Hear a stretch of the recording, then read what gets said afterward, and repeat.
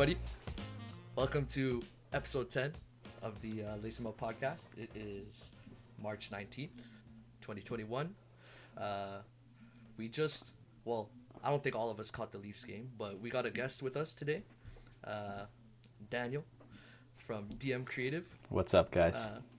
He's got a YouTube channel where he shows his photo editing and photo taking and all of that, all those skills. So you can go take a look at him, DM Creative on YouTube, and we'll put his link down in the bio below as well. So basically, we're gonna start this off with the hockey segment because Daniel and I actually we play hockey together. So you played like pretty high level goalie, no? Like, I did, but before I get into my accolades in hockey, I just want to backtrack a bit, and I don't think we can call what you do playing hockey. It's just sort of like fumbling around with a hockey stick in your hand. That's the most credit. I got nice handles, man. Yeah, buddy, it looks like you're chopping a salad when you stick handle, so hey, I wouldn't say that. No. I'm not that bad either. Buddy, if you think Thierry is good at hockey, I should be in the NHL by comparison. He's... Well, he is, to be fair, he is that much better than me. But I've also been one of the leading goal scorers on our ball hockey team for the last couple of seasons. So, why? Tell him why. Tell him why you score. Why do I score? Because I give you the ball. That's the only way I think you score. You were not even playing with us for a while. What? Buddy, not only was I playing... You were in and out. You were injured for a long time. What are you talking about? Okay. Yeah, well, someone has to put up 1 point a game when I'm not there, so sure. Oh, my God. I mean, I would think a goal is worth... Hey, man, I just gave you credit for being a point a game player. What are you complaining about? Yeah, no kidding. I'm a point a game player without you. With you, then I'm like a 3-point a game. Yeah, then it goes right to your head and you think you're better than you are. I think I'm decent. Yeah, man. Daniel's not a nice guy. I've even asked him before. I'm like, hey, Dan, man. like you get my cousin to come out and play for your team. Can I come and play for you guys? I don't know. I don't know. I think my exact words were, when you learn how to play hockey, you can come play for us. Yeah, something kind of be like that. But, hey, to be fair, his team's pretty nice. I could at least be like a fourth line plug on your team, man. At the very least, just run up and down, poke the ball out, pass it to someone. For sure, especially now after COVID, nobody wants to play. We'll take whoever we can get. Dude, now after COVID, I've gained some weight, dude. I don't even know if I could barely run before. I don't know if I could run now. That's fair. Me neither. All right, guys. So let's actually get into some sports news over here. We got let's talk about the Leafs. First off, let's go with the game tonight. I know we didn't all get to catch it, but me and KB caught the end of the third, and we watched some highlights. So 4-3 to Calgary, the only game this week, unfortunately. But what we can look at is they're 1-6 in their last 7, and Dan, you were saying that's the second worst record? Second worst in the league, next to only Buffalo, who has 4 wins on the season, 6 wins on the season in total. Yeah, but Buffalo's 6-19-4. We're actually gonna get into their situation later, but 6-19-4 is like, it's not that's good. Pretty bad. Yeah. So I don't know what's going on with them right now. I think we got the goaltender situation, and I know there's been talks about Freddie's contract's expiring, and we don't know what's gonna happen with that if they're gonna let him go. There's the expansion coming up too. Maybe he goes there, or I don't know what they're gonna do with that situation. I know we just acquired that other goalie for, just a random little side trade for Lehtinen. Mm-hmm. So I don't know if that was for depth or for the Seattle draft, for the expansion draft when Seattle joins the league. Not sure, but I don't know. The goaltender situation is a little bit shaky in Toronto right now. We've had Freddie as the starter since we acquired him. Back, how long ago was that now? Like, it's got to be at least 5 seasons or so. Yeah, I think so. At least, yeah. 2015. No, we got him 2016 was his first year, right? He wasn't with us that year we finished in last when we got Matthews. I think he might have been. No? Yeah. I don't know. That season, I clocked out that season, man. I was like, I can't do it. I can't do it. I watched 10 games. I'm like, I know they're going to be shit. I'm done. That's the only Leaf season in the last 15 years that I haven't watched. The 2015-16 season. But, I know for sure he's been with us since 2016. So, That's five seasons now, like 4 or 5 seasons now, and it's the end of his contract. He's had some good years for us. I think most of us didn't really see him as a playoff goalie. I personally saw him as like possible Vezina nominee in some of his seasons, and I know Dan, you think he was a little bit overrated, but I mean, I feel like that's the Toronto media too. Like every player who comes to Toronto is the second coming of Jesus, but then when they have like 2 or 3 bad games in a row, they're like, "Fucking ship this guy out. He's terrible." Yeah, and that's but like, don't you feel like that's a double-edged sword too? Don't you feel like some players don't get enough credit, like Matthews, for example? Oh, what do you mean? Matthews gets more than enough credit. Yeah, but I feel like people like, you know, they'll argue that like for a long time people were saying like, oh, like Line is a better goal scorer than Matthews. No, and like, you know, that's like, been put to rest. That guy, it's been put to rest now. But you know, I feel like it was always argued like Matthews is not that good. You know, he's not that special, and like now he's had a couple years under his belt. But I feel like other rookies on other teams had that. Like their hype was apparently warranted, but a hype for a Leafs player is not. You know, I feel like it's like a double-edged thing. I think in some cases, like I would say more like Mitch Marner. Mitch Marner's he's elite, man. He's so good. He's elite. And he had a rough season last year. Last year he had a bad season, but for a few seasons it was like, okay, like is he the real deal? Is he just a flash in the pan? So I think Marner got more of that treatment. I think Austin Matthews never really got that Toronto media treatment. Like he was always the guy in Toronto. He popped in 4 in his first game.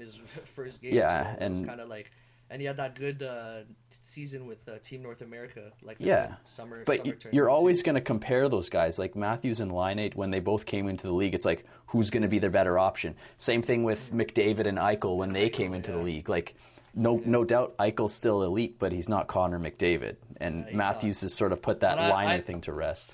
I think the gap between Eichel and McDavid is a little bit closer than the gap between Laine and Matthews. You know, I still think Eichel is like a borderline like franchise, like super elite. Where I think like, you know, Laine is just like, you know, an elite all-star type of guy. I don't think he's like that franchise, like, you know. No, you can't build around him. Yeah, he's not the Ovechkin. He's not the Crosby. He's not that dude. You know, where I think Matthews, Eichel, McDavid, I think they're all in that class. Yeah, of course. I think he's properly rated right now. You know, I think he's gotten his respect. Yeah, he's like, buddy, this guy would jerk off Austin Matthews if he was in the same room. He's like, oh my gosh, you're the best. Teach me everything you know so I can compete with Daniel at ball hockey. No, I think Matthews, I honestly think he might be a tiny bit underrated, but he's getting the recognition he deserves. He's leading the NHL in goals right now. Like, and he was injured too. And he was injured. Like you knew he was going to be leading in scoring at some point. It was just a matter of when. But I don't think anybody ever looked at Austin Matthews and said, well, you know, I don't think he's doing it. And, you know, nobody overhyped him is what I'm trying to say. Like, he's been getting he kind of came out of nowhere. He kind of came out of nowhere, too. I didn't know who he was until he got drafted. You know, like McDavid, the draft before, we all knew it was McDavid and Eichel the whole time, and I knew it was going to be Matthews, but I'm like, I never had a face to the name. I never knew who he was. I think that's where, because he came from Switzerland, right? Switzerland, yeah. And that doesn't happen too often, where he just uprooted his whole life to go play there. So, I mean, clearly he did something right. Yeah, he did something right. Hey, I love Austin Matthews. I think he's the greatest. Do you? Leaf that I've seen. Really? Yeah. I think he's the greatest Leaf that I've seen in my time. Like Sundin was probably like the best player that I've seen for a long time, and then I think when Matthews came in, and then we got JT too. Like JT when he was on the Islanders was pretty, you know. Yeah. Okay. If you want to talk about overrated, I think John Tavares is the guy who's overrated now. Yeah. Yeah, like when he was on the Islanders, he was the man. Story. He was like, he was the man. He was putting up a shitload of points. Like I think was it 2 seasons ago? He put up quite a few points for Toronto, but it was very quiet. He put up like 45 goals. Not like, even last season he didn't have that bad of a season, man. He's a quiet scorer. Yeah. He's the ultimate grinder. He's like, if you take a grinder and make him like as elite as possible, that's like John Tavares. You know, he's just he's good in all aspects of the game, but I don't know. He doesn't seem like the same guy he was on the Islanders. No, but like that's also, you know, PT and like, you know, not having the same role and like not having to carry the team on your back. Like that does something for you. Look at freaking Duchesne when he was on Ottawa for that little bit. He was looking like a superstar there, and then he gets traded to Columbus and doesn't do shit. Yeah. So look at this angle too on Ottawa. Somebody's got to score, right? Somebody's got to be the guy, and like JT's elite, no doubt, but Toronto has like 5 guys, so it's workload. Like, the crazy thing you were saying about Marner too is that Willie, like for a time, him and Willie were like pretty much at the same level, and now we know that like Marner is like that higher echelon. He's like elite, right? Like he's probably the best passer in the league, maybe one of them. Like he's up there. Yeah, for sure, man. Yeah.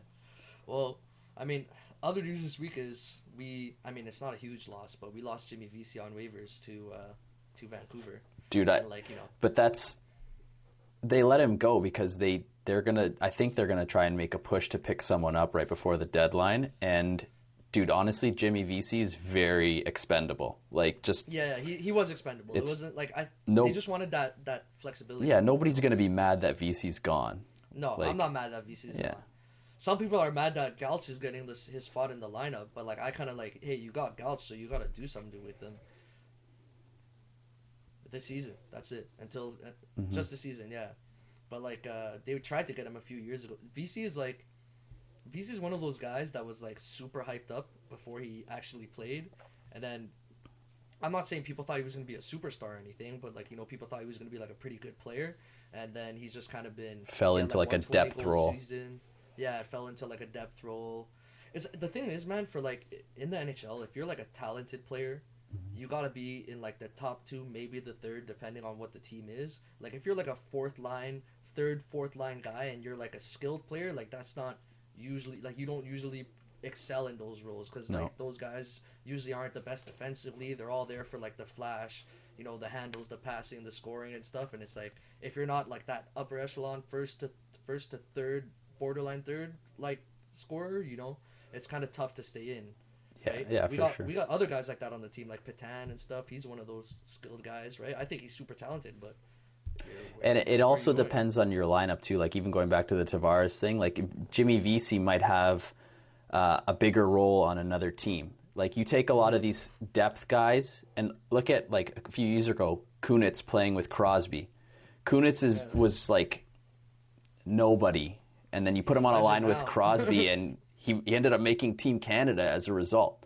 So like you put Jimmy Vesey on a line with like Tavares and Marner. Yeah, he's gonna put up points. You put him on. He still didn't do much, even with that opportunity. To be honest, but he scored a little bit at the beginning. The thing is, like even like 1st, 2nd, 3rd line, 4th line, when you get moved around like that, it's tough because you might get 1 game or 2 games on the 2nd line, and if you don't have amazing games, you get bumped down. You're getting less playing time, and now all of a sudden a guy who got 20 minutes of playing time is now getting like 6, and he's not producing the same as he was before. Because you have a fraction of the time out there. So but like Jimmy Vesey, he didn't earn those minutes, so it was. And that's why it's not a huge loss. Like we'll see what. Here's the thing though. So Galchenyuk is coming in.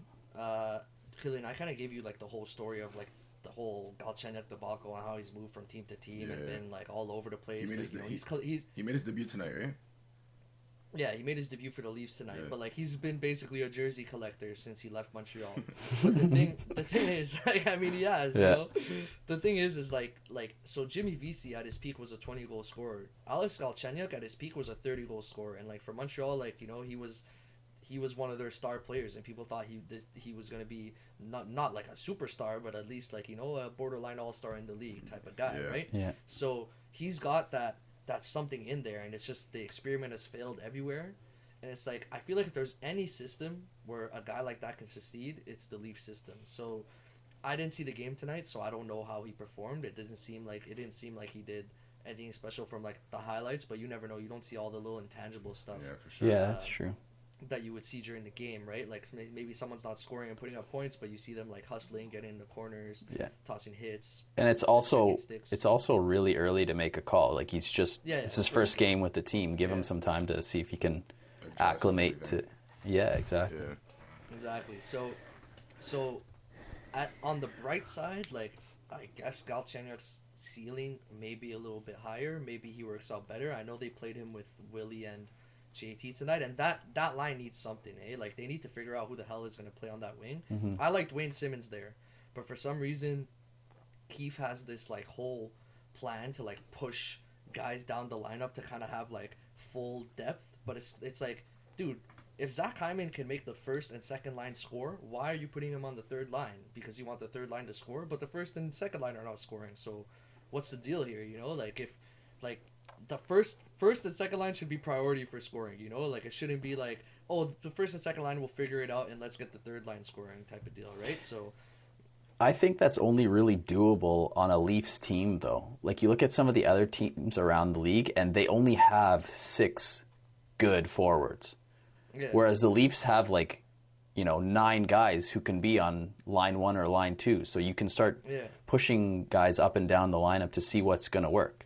Like, think about it. You've got Tavares and Nylander playing together.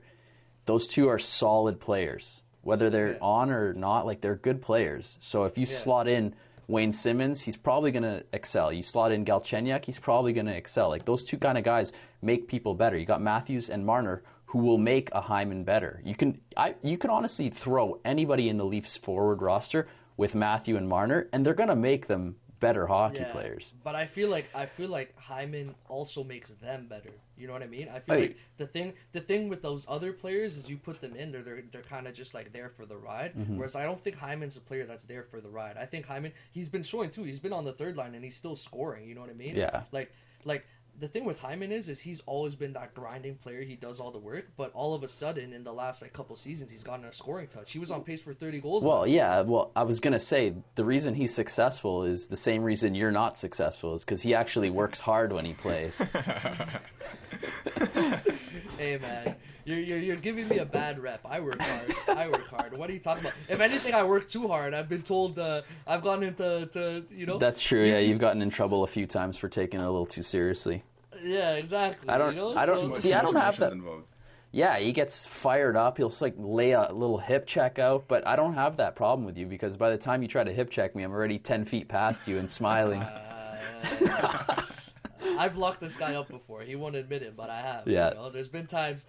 I know for a fact if you're looking at who's defending you, there's other people you want to have defending you other than me. I know that for sure. I'll give it to you. You have locked me up sometimes, but that's usually when I'm tired and I start walking instead of running. With that, it's just like the hands are too quick. You just can't bite. You have to like stay back, give him his space, and let him fuck up himself. Because like if you try to go there. Yeah, but he's one of those guys you gotta give him his space because, like he said, if you step in and you get too close, he'll make you look like a fool. So you kind of just gotta stand back and just wait for that perfect opportunity. Do you know how much hockey tape I have to bring when we play? Because I always have to give it to T to tape up his ankles. Otherwise, I'm just gonna break him every single game. All right, Dad, we get it. You're nice. We know. He is nice. I'll give it. See the difference? Like I'm giving it to him. I'm telling him he's. Nice. I give you credit for locking. He already knows. Like, but that's the thing, right? But I like that though. I like when we're playing. That's why I like defending you because I can play that way and go hard and like give you a little battles and stuff and you don't mind. It's not like I'm doing anything extra. It's not like I'm elbowing you in the stomach or doing anything fucked up. Debatable. Like, hey, come on, bro. Debatable. I'm not doing that stuff, bro. Come on, man. I'm not doing that stuff. He's a dirty player. That's such a lie.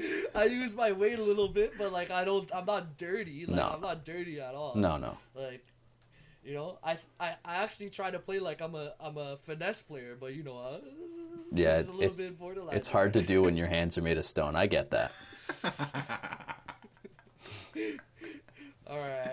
So let's. But are we talking hockey or golf? Because you're just teeing me up every single time here. I know. This is too easy. I know. He said he's like at the beginning he was like, oh, it's your show, like nothing, unless you give it to me, nothing's gonna happen. I'm like, oh, you're like a bunch of shit's gonna come to you. It's gonna be too easy. It's true. Yeah, you did warn me that you were gonna make it really easy for me to talk shit. Definitely. Right. So we got like, have you guys heard any of the trade rumors that are going on right now with the Leafs or not really? No. Yeah. You have? Not really. Have you heard about like the Nashville trade rumors, Dan? Yeah, with Granlund, right? So Granlund and Ekholm, they're looking at. I don't know how I feel about that. I also heard Nick Foligno. I heard Nick Foligno too. That's the guy I would go after. Nick Foligno. Nick Foligno? Yeah, man. Dude, I mean, think about what's what his you salary need right now? Think about what. I'm not sure off the top of my hand. off the top of my head, sorry. But that's the kind of guy you want going into the playoffs. You don't need like a Granlund who's going to add to your scoring depth. You need a Foligno who's just going to, like a better Zach Hyman. You know what I mean? That guy works his bag off. Did you just give me a face because you think Zach Hyman's better than Nick Foligno? No. Yes. No. He's a Leafs fan, bro. Yes. That's true. Bro, I think Zach Hyman's my favorite player on the Leafs. I think he's criminally underrated. That makes so much sense, exactly. Dude. Makes so much sense. Is he the best player on the Leafs, though? He's not. No, obviously not the best player on the Leafs. Obviously, we got freaking Austin Matthews, Jonathan, but he's my favorite player. He's the only guy who's consistently good. I've never seen Zach Hyman have like a horrible game. Never. He always shows up, comes to play. Always. No, Always. I'm sure there's 1,000 million Leaf fans who will disagree with that statement. You've never seen him have a bad game. I've never seen him have a bad game. That's probably why you think you play so well all the time. No, I've had bad games. I'll admit when I have bad games. Dude, I'm the guy who comes to the bench and I'm like, I'm so shit. Okay. So let me backtrack. If you really think Hyman's better than Foligno, but they're similar players, why wouldn't you want two Zach Hymans on the team? No, you would. I get your train of thought. Right. But like, what's his salary though? That's the question. Isn't he making like $6 million or something? Yeah. Something stupid like that. That's the problem. Yeah, but like a lot of the guys that are on the trading block or that are on the radar for the Leafs to pick up for a playoff push, most of them the teams would have to retain salary. Like Taylor Hall was one of the guys. Like there's who are we giving back, dude? I feel like the only two guys that we can clear salary off the team are either Kerfoot or Freddie. That's the only two guys that have a chunky contract. I agree, but Freddie's not going anywhere. Like they're not going to move him because as good as Jack Campbell may be, there's nobody better. He's the best option. He's not. Yeah. Is he the best goalie in the league? Not even close. But you're not going to find a better goalie to make a playoff push with at this point. Yeah, like the UFAs, like the 1 year guys that they have, like the best ones are like Allmark, Ranta, which is like I feel like that's like either worse than Freddie or about the same, you know, like not much better. It doesn't make sense to move Freddie for a lateral move. Yeah, exactly. There's nobody that's better unless you make a big move. Plus, unless you're giving away. The thing is, like Anderson can play. Like he's got it in him to win hockey games. Why would you take that chance, ship him out, and hope that like Ranta can get hot or Campbell might be able to carry you? Well, Ranta's always injured all the time too. Like I trust Ranta, he's a great keeper, but like he's injured all the time. He lost his starting position because he just kept getting injured. Dude, if there's any position now, especially in the new NHL, if there's any position that can win you a playoff game or series or Stanley Cup even, it's a goalie, man. Because all these guys can shoot, all these guys can score, but like there was an article or something published recently about how the NHL goalie has the one position in professional sports that has changed the most, like advanced the most from 30 years ago. The skill is you were telling me that completely different. Yeah. No, dude, like I showed him some like Dominic Hasek highlights, and it's like Dominic Hasek is not what you see in the league right now. Think about this. 30 years ago was 1990, and like there was still like stand-up goalies like Glenn Healy. That's all it was, right? That's all it was back then. Like a guy like Glenn Healy, even Dominic Hasek. I think you put him in today's NHL, that guy's getting torched every single game. Yeah, Brodeur. Like I know he had some years in like the more recent NHL, but wasn't the same. No, like as soon as the game started to change, Brodeur started to fall off. Granted, he was getting older and towards the back half of his career, but now like these goalies are so like technically sound and big, and like it's you need a good goalie, otherwise you're not going anywhere. Splits. Yeah. But KB, just to give you like a little bit of insight, and for the listeners too who may not know, so like basically like stand up is kind of what it sounds like. You stand up. They don't really, you know how you see them drop, that's butterfly, right? Yeah. So when you call it the butterfly, it's when they're dropping and they got the splits like that with the pads, right, going across the net. That's like a more recent style. Before it was a lot of like standing up and kind of like dropping and kicking your leg out, kicking your like stack the pads, like what they used to call it. Like that's kind of just like, basically diving around in desperation. Just stop the puck. Put something in front of somehow. it. When did they start dropping though? It was probably like the early 90s. No, buddy, really? The early to mid 90s, like the Patrick Roy era, like that's when it started to become more like butterfly goalies. Yeah, But there were still a lot of standouts. Oh yeah, there was, but that's when the change started to happen. Started to come across, yeah. And they became a lot more technical. Like it's like the way that you see goalkeepers now is like completely different than what you saw back when. Yeah. But what do you think about Ekholm though, Dan? Like, how do you feel about that? Do you think that's just like they're trying to pack too much in, or do you feel like it might as well? To be honest, like this little skid that they're on is it's scary heading into the playoffs, but you have such a good team, and sometimes I think when teams try to like bolster their roster going into the playoffs, it's a mistake. Because you have something good, you have good chemistry, you have all the guys firing, and then you mix this other piece in. You know, like it could even be an even better player than Ekholm. You mix in this piece that doesn't have the experience, doesn't fit in with the system, doesn't fit in with the team, and it ends up hurting you. So like, if you're gonna get someone, you really have to know. And I feel like Ekholm is not worth the risk. Yeah, like I mean, I'd say he's a good defenseman and easier to fit into the system than a lot of other options that might be out there. You know what I mean? Like he comes onto the team. I'm gonna be honest. I don't know where Ekholm stands these days. I could think back to maybe like 2 seasons ago where he was at, but if at worst he's tied for like 3rd best defenseman on the team.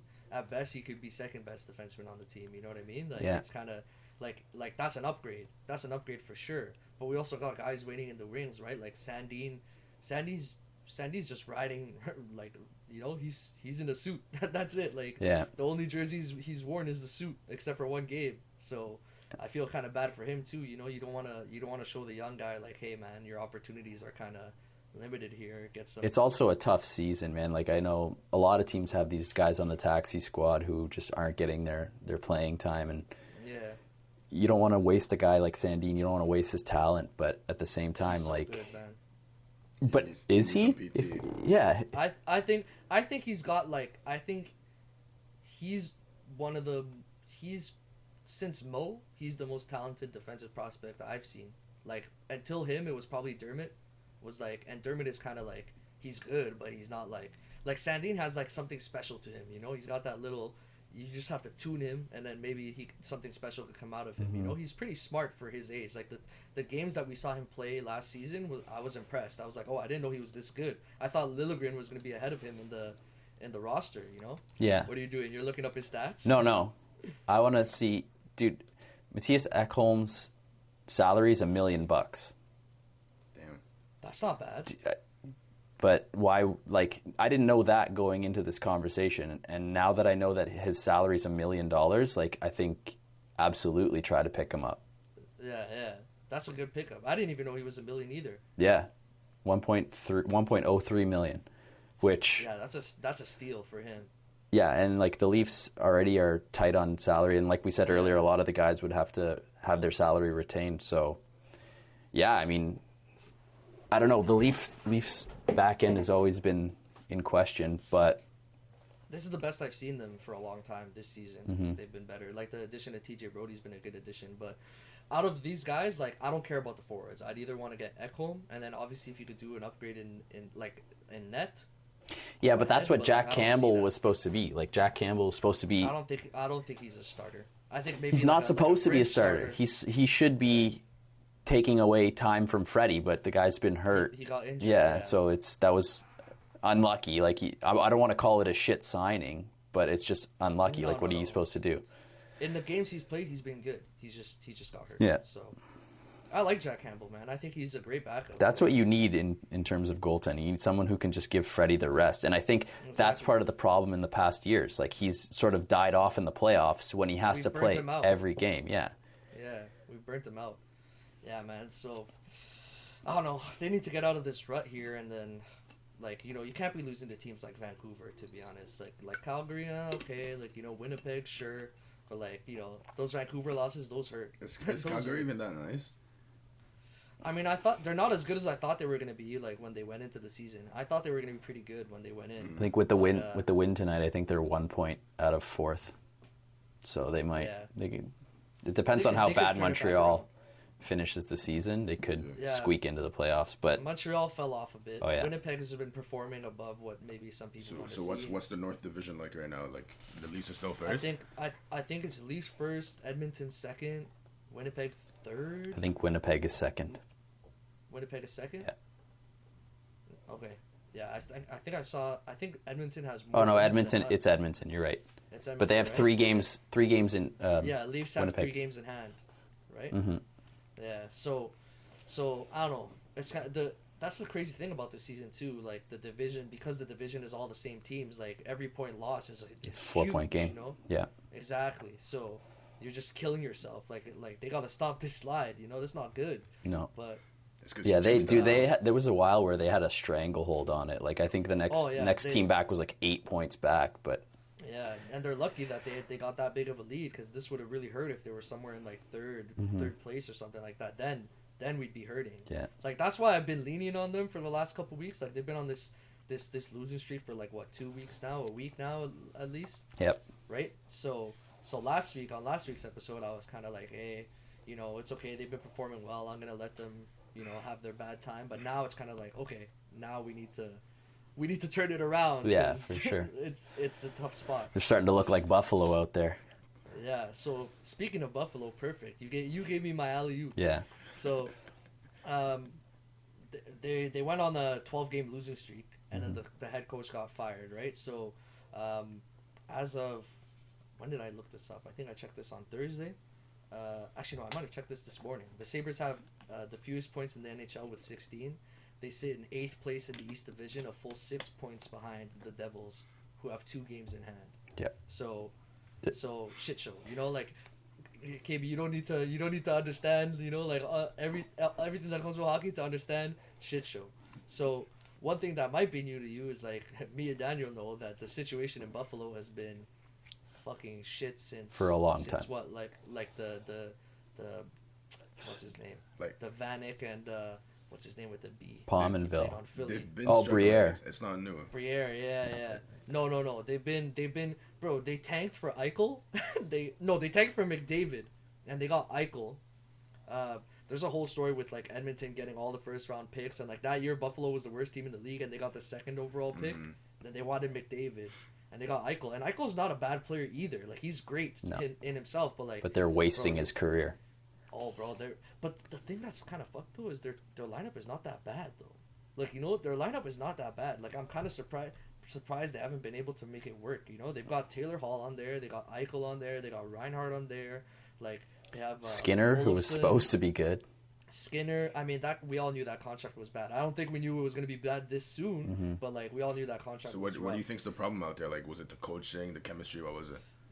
I think it's all of it. I think it's the way the organization is run. Yeah. I think that because nobody wants to play there, they're overpaying for guys, and now they're stuck with all these bad contracts. They have like Okposo, they have Skinner now.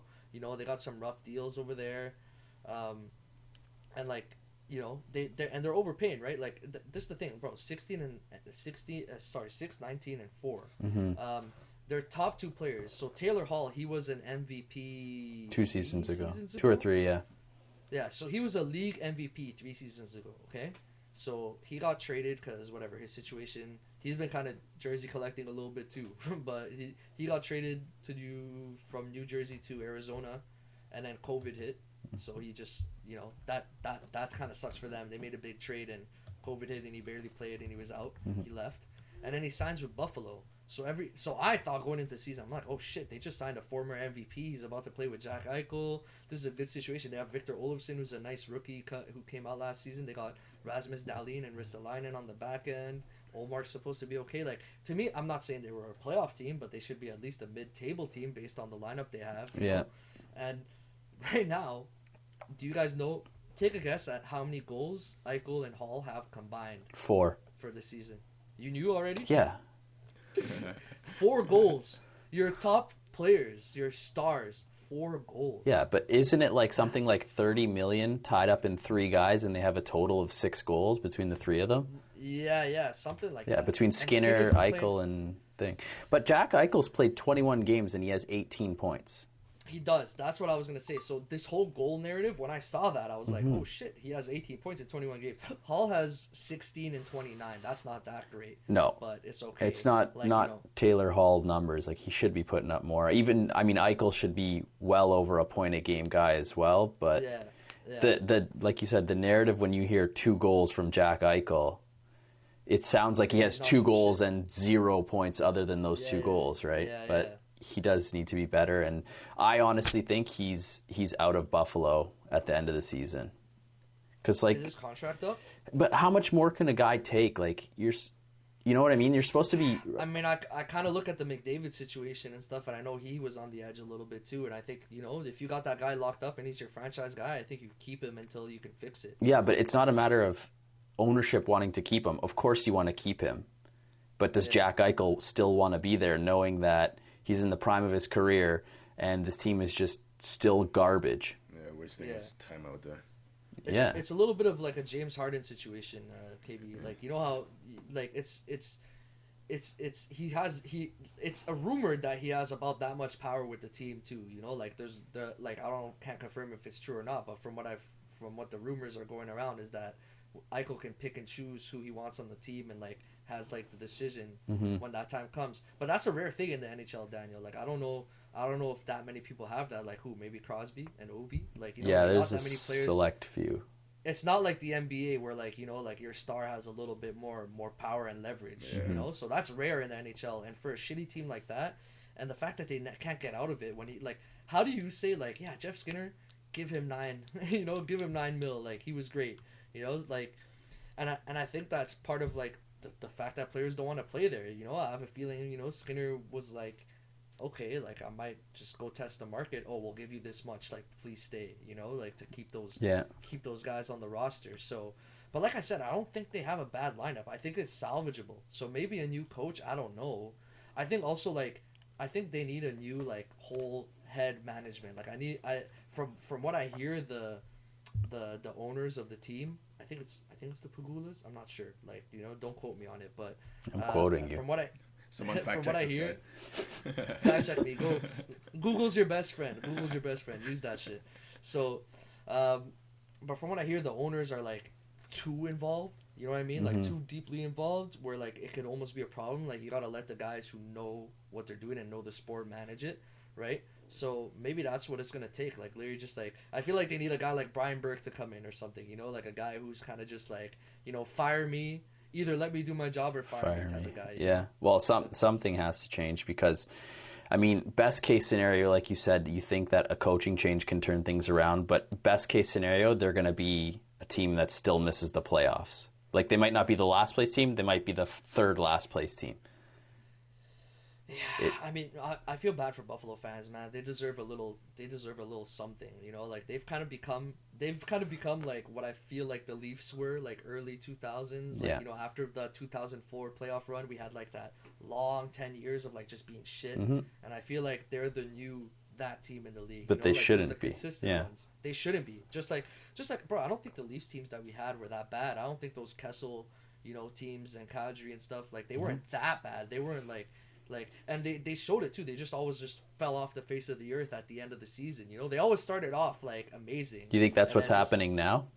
I hope not. You know, like, that sounds like the Leafs formula, but that's I hope not. Happen. I know it's hitting me, but like, this team looks solid. This team looks like they should be able to get out of something like this. You know, that team kind of looked like, you know, if Phil Kessel is on one of his off streaks, we're fucking cooked. You know what I mean? Where it's like, here, if JT is not playing his best, I know we got Matthews, Marner, and Nylander. If one of those guys, or two of those guys, or even three of those guys are not playing their best game, at least one of them, what are the chances all four of those guys are having an off night at the same time? Pretty good, considering they're 1-6 in their last 7 games. That says a lot, right there. I mean, they're also putting up like 30 to 40 shots on net. Like, they're shooting. I think I think Matthews is still injured. I think that wrist injury is still a thing. Like, I don't think they.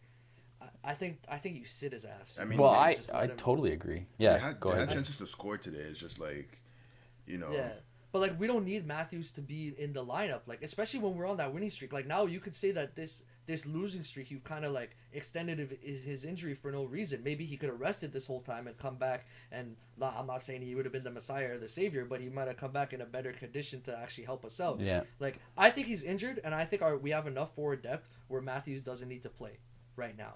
You know, like, we need him for the playoffs. Matthews is our clutch guy. Matthews is the guy that, like, when our back's against the wall and we need someone to get us out of it, he's the guy. I agree, man. Give him 2 weeks off or 3 weeks off, whatever he needs. Even if the Leafs are sliding a bit, they're not going to fall out of the playoff race. Yeah, and then they get into those playoffs. You get Matthews back for the last couple weeks of the season, and he's Austin Matthews. He's going to be an impact player as soon as he comes back. And then he's healthy and rested for the playoffs, and you get out of the North Division no problem. Exactly. That's hey, man, I don't even need to say anything. You just quoted it all for me. There you go. You said it all. See, KB, when you want to start a real sports podcast, I'm gonna you. Okay, that's how it is, eh? Poaching my guy? You poaching my guy too, Dan? Yeah. Come on, dude. All right, so I guess our final little bit of hockey news here is Erik Karlsson. Mm-hmm. He says he doesn't want to go through another rebuild with San Jose. Dan, does he have the right to say that shit? Does he have the right to... Maybe when he was the captain of Ottawa, yeah. But, like, I don't know if it's because we live in Canada and we don't get much San Jose news, but he has just seemed like a non-factor. Dude, he's getting paid $11 million to just... Right? For who he was. For who he was, exactly. And, like, dude... He's very out of sight, out of mind. Like, you don't hear anything about Erik Karlsson. I was used to even when he used to be like arguably best defenseman. Dude, the guy was making ridiculous passes, scoring goals, like defensively great, first line power play, putting up stupid points for Ottawa. Even the first year he was in San Jose, he was still like a high impact player. No, he was okay. First year in San Jose, I would say he was still high impact. Like I don't know what his stats were that year, but I don't remember him being like too crazy. But how long has he been there now? He's been there for a few years. 3 seasons. Yeah, dude, he's just but I mean, dropped like one off. of them's COVID and the other one's COVID, so like he only had one full season with them, right? Mm-hmm. But KB, to give you a little background on like that whole situation, so like there's a whole story to this. Basically, like Erik Karlsson is another case of like a Eichel or a James Harden, another one of those like superstar players for like a not great team, carried the team on her back. One of those on his guys, back. yeah. They had a great playoff run and then came short, and he played injured, and like that injury basically like changed his career a lot. Like I think he has like a Velcro in there or something. He was saying like it feels like I don't know. He's got something in there like some. Yeah, the doctors just patched him up with Velcro. You know what'll keep your knee together? Just a little bit of Velcro. Don't pull it too hard though, or your leg will fall off. He said it felt like Velcro. Okay. Let me quote that better. He said it felt like Velcro after they put whatever they put in. Can we quote you on that? Yes. Okay. Go ahead and Google it. Go ahead and Google your source, bro. I need your source. Yeah. My source is from his mouth. You know? The works. He said it felt like Velcro. I'm not saying they put Velcro in there. It felt like Velcro. Put the works cited in the description. I don't believe you. So basically he got that injury, right? And then obviously, you know, he carried the team on his back. He wanted to get paid. Ottawa's a fucking broke back team, bro. Like they don't want to pay nobody shit. So, and then there was a whole other situation with Mike Hoffman and basically like his wife, like another player on his team who was part of that playoff team, a good like offensive forward, a good scorer. Him and Karlsson's basically they had beef, and then their wives had beef as well. So it was a whole like what the fuck? Yeah, apparently. Like, didn't he say something about like didn't Karlsson lose a baby or something? Yes. So they lost. Right? They had like a miscarriage. I forgot all about that. And then Hoffman's wife said something. Yeah, dude. So Karlsson and his wife had a miscarriage, and I think like. Basically, Hoffman's wife kind of said something along the lines of like, "Yo, boo-hoo, like, you know, get over it," or some shit, something fucked up like that, you know, kind of like, oh no, she said something fucked up, like, "I hope you die too," or some shit, like something. She said something fucked up. Yeah. Once again, don't quote me on it, but like it was something fucked up like that. Dude, you know? is there anything we can quote you on? My name is Thierry Martin. You can. Quote yeah. me. That I know is factual. Change the podcast name to "Don't Quote Me on This." That would actually not be a horrible name. There you go. Yeah, you can just do like a couple hours of made up shit. Maybe that maybe that should be the podcast you and KB start when you poach. Yeah, for sure, man. Be like, so in other news, Kevin Durant's signing with the Dallas Stars. He's decided he's gonna play hockey now. Don't quote me on it. But anyways, KB, there was that whole messed up situation, and it's okay, man. I've been ready for this, you know. Like, you take it, press it off, move on, you know. I'm ready. It's just, you know, you take the bullets. Maybe when I get up, like, there'll be a bit of pain, but you know, for now, we'll power through. Yeah, once the cameras and microphones are off, you might cry yourself to sleep. It's okay. You see, like, red faced and just. I'm okay. I'm doing okay. I'm fine. Daniel hangs up, and then like right after. I'm so glad. Yeah, you know what's gonna happen? I'm gonna get off, and this guy's gonna start ripping on me when I can't defend myself. Exactly. That's exactly what he's doing. Just get those knife stabs to the back. Yeah, don't worry. I never do that to you. You know, I'm not that guy. I know you're not that guy. You're a good kid. It's not to be. We're not supposed to call you on that one either, bro. I'm not that guy. Don't quote me on that. Hey, it's okay. Dad's gonna watch the video after. You know, he'll see everything he needs to see. Yeah. At least I hope so. You know. But anyways, not much to say about this whole Karlsson situation. But basically, you know, he gets traded out. He gets his money with San Jose, but he's not the same guy anymore, and he's kind of fallen off. And then basically that team, he kind of joined at like a tail end of that team still being like a relevant playoff team, like maybe a season or two left in them. You know, they picked up Karlsson, and they picked up like Evander Kane too. Yep. So they kind of tried, and Joe Thornton was on that team before, right? So you know how old Thornton is. Like, look at him. Like, that was their star player for years, and they were still trying to like get him a cup and stuff. So yeah, Pavelski, they had a few big names. Yeah, they had a solid team for a long time, a solid playoff team for a long time, and basically they've kind of just fallen off the face of the earth. You know, like those vets have headed out. I think Marlowe's still there, but like Marlowe left and came back. They just signed him as like came back. Yeah. He went to Toronto. He went to, he went to Toronto. Pittsburgh. Then he went back to San Jose. Then he went to Pittsburgh, right? No. Yeah. Wait, he was at Pittsburgh for a bit. We traded him to Carolina. I don't think he played a game. Got bought out. Then what? He got signed by Pittsburgh and then went to San Jose. Something like that. Yeah. Don't quote you on that. Yeah. Hey, all I know is he wore a Pittsburgh jersey. You know what? That's it. You can quote me on that. I think he joined Pittsburgh to try and go on a cup run. And they didn't win the cup. They got eliminated, and they traded him. They traded him to, or I think they waived him, and San Jose just signed him for like next to nothing, just because he was such a big part of San Jose's franchise. Like, why wouldn't you? Yeah. The guy still can play. Like, but anyway, we digress from Erik Karlsson being irrelevant.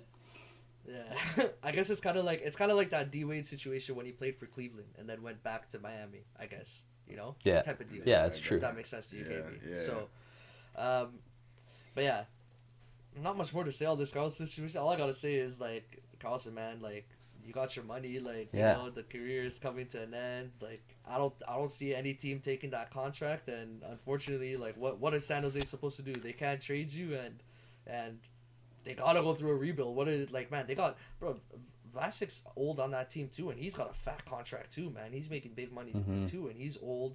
Burns is old now too. He's getting paid. Like all those core guys are like who's the young guys they have? They have like Couture and Hurdle. Yeah. They have like LeBanc, yeah. Meyers. Like, you know, those are like some young guys that are like okay, like mid. Well, they're kind of like mid, like prime now, right? So, yeah, I don't know. I guess like Karlsson, all I gotta say is like suck it up and you know take the paycheck. Yeah. Unfortunately. I mean, if a team can afford him, but like even for the amount of money that he costs, it's not worth it. So he's gonna be stuck in San Jose. No team's taking that. No team's taking that. Unless they just waive him.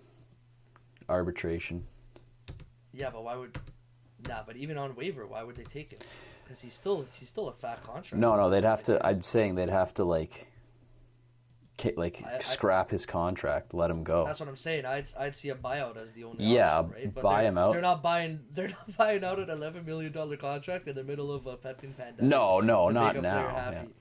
Yeah, like I don't think ever, man. Like, why would you just like? I mean, how many years does he have? No, actually, they might. That's a pretty. There's some contract. Big contracts that have been bought out in the past. Like, yeah. They might, or they might do one of those like, you know, fancy deals with like Arizona or a team like that can like take the hit, Yeah. and basically, you know, toss them a couple picks to just be like, take this contract and you guys buy him out, so you handle the pain, but they get some assets back. Yeah. So that could be an option too. But anyways, guys, that's the end of our NHL news. First of all, you know, I want to say thanks to Dan for coming, but I was gonna use the sign off to rip on you a little bit more. No, do it. I want to say thanks to Dan for coming. Before you exit, you need to. You have to. All right. No, but all jokes aside, like, Dan, thanks for hopping on, man. Thank you. I appreciate it. You know, all the roasts aside, you know I love you, man. It's been a long road. It was fun, man. Road through hockey. I definitely appreciate getting the call to come on, and just like hockey, it was nice to be better than you at something again. So. Did you enjoy your time? At least? Absolutely. Your time? Absolutely, boys. All right, Dad. Well, thanks so much for hopping on, man. Like, hopefully we'll have you on again at some point. Yeah, absolutely. Anytime. If you're down. All right. Talk soon, boys. Have a good one. You too. Take care, brother. All right, buddy. All right. All right, buddy. What are we doing? So it's back to the old. What's the deal? What's the deal? So obviously we skipped stars of the week. Yeah. Just to, you know, go along with the guests we had on today. You know, Dan might think I'd rip him, but I love that guy. Big shout out to Dan, bro. Yeah, big shout. Honestly, please go check out his channel. Like, this guy is so fucking talented, man. So, like, you go on there and you'll be like, what the fuck? Like, listen. So I was gonna say, I forgot to say this before at the beginning of the podcast, but usually we wait to the end to you know, beg for our subscribers and stuff. But I forgot to do this at the beginning, so I'm gonna take the opportunity to do it now. As you guys might see, this is the 10th episode. This week I worked really, really hard on upgrading our production and everything like that, and I know you guys have seen that it's slowly been upgraded over our time.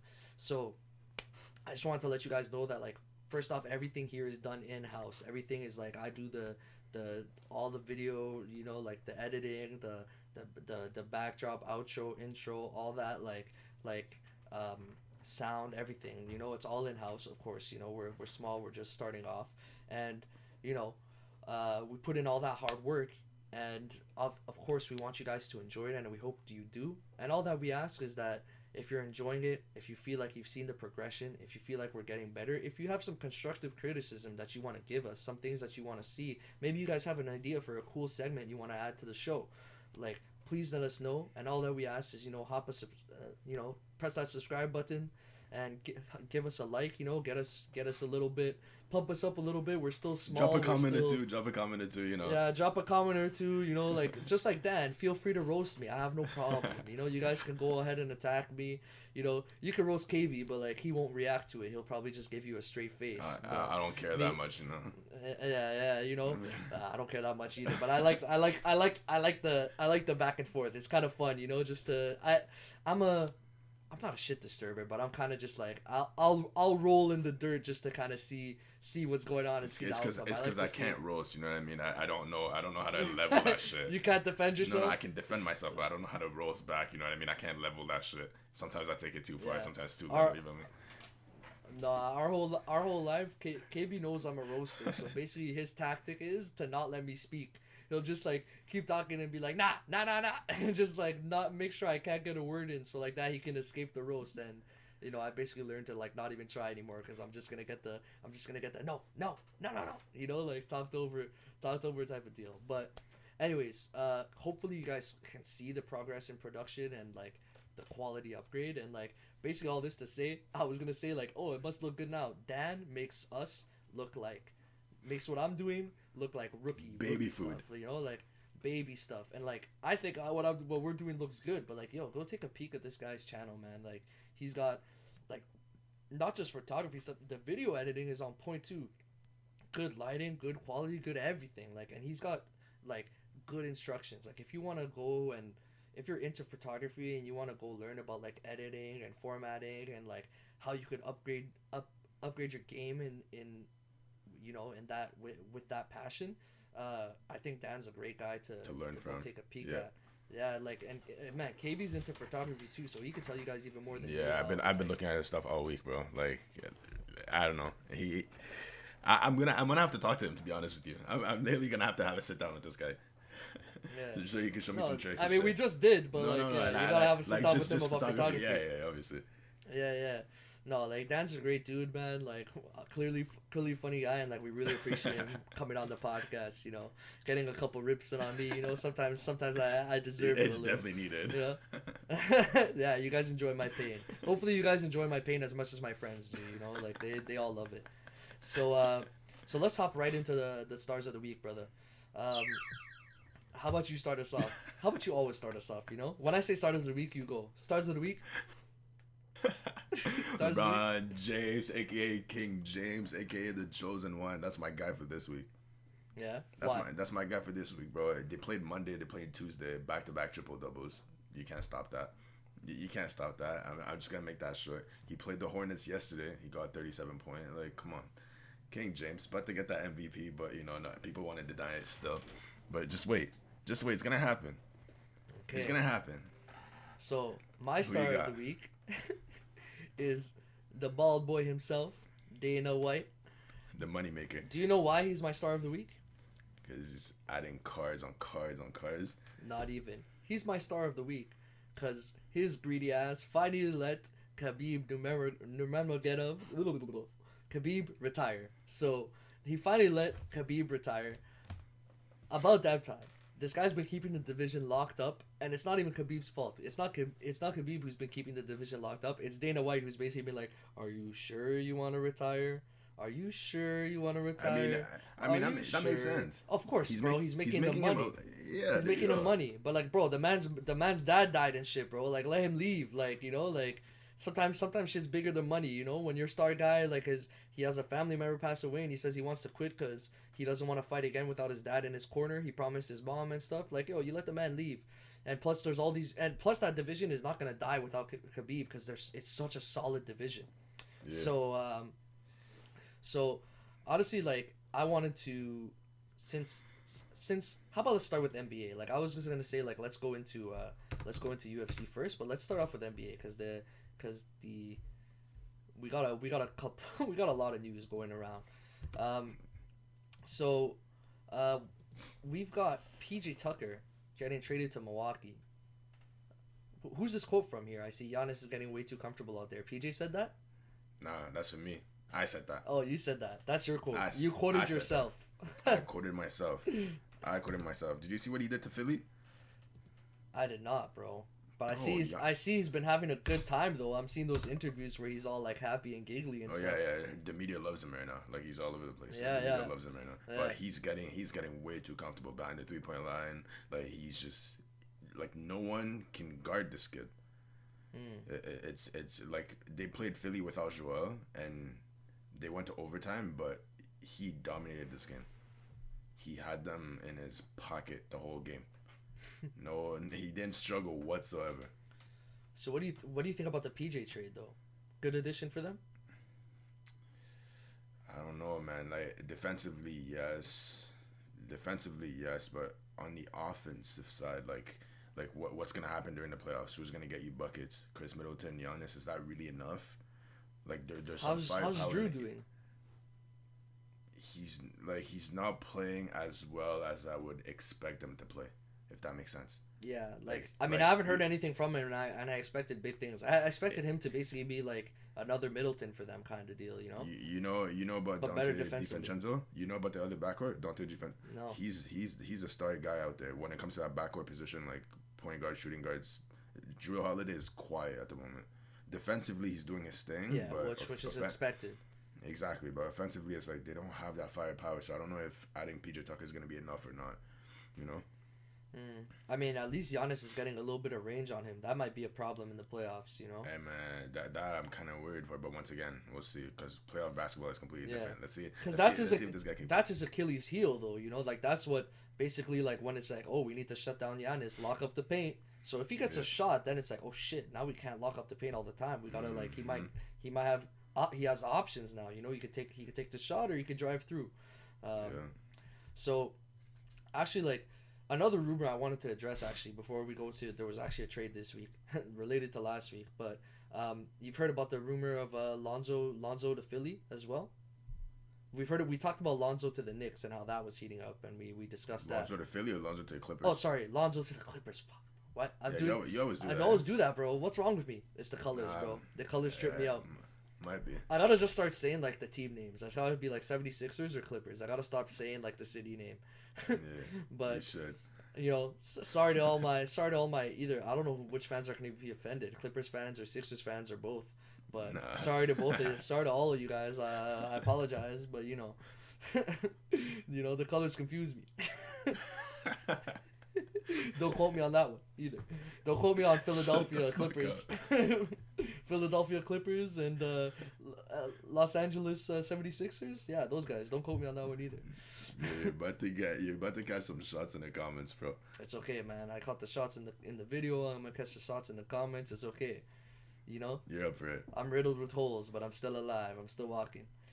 But so yeah, Lonzo to the Clippers.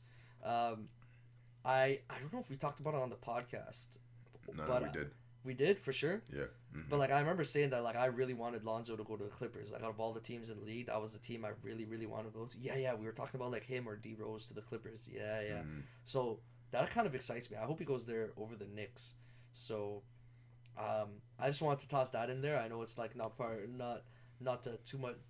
too much crazy news, but like I'm hoping to see Lonzo end up on the Clippers, and if he does, I think that's going to be a good situation for him.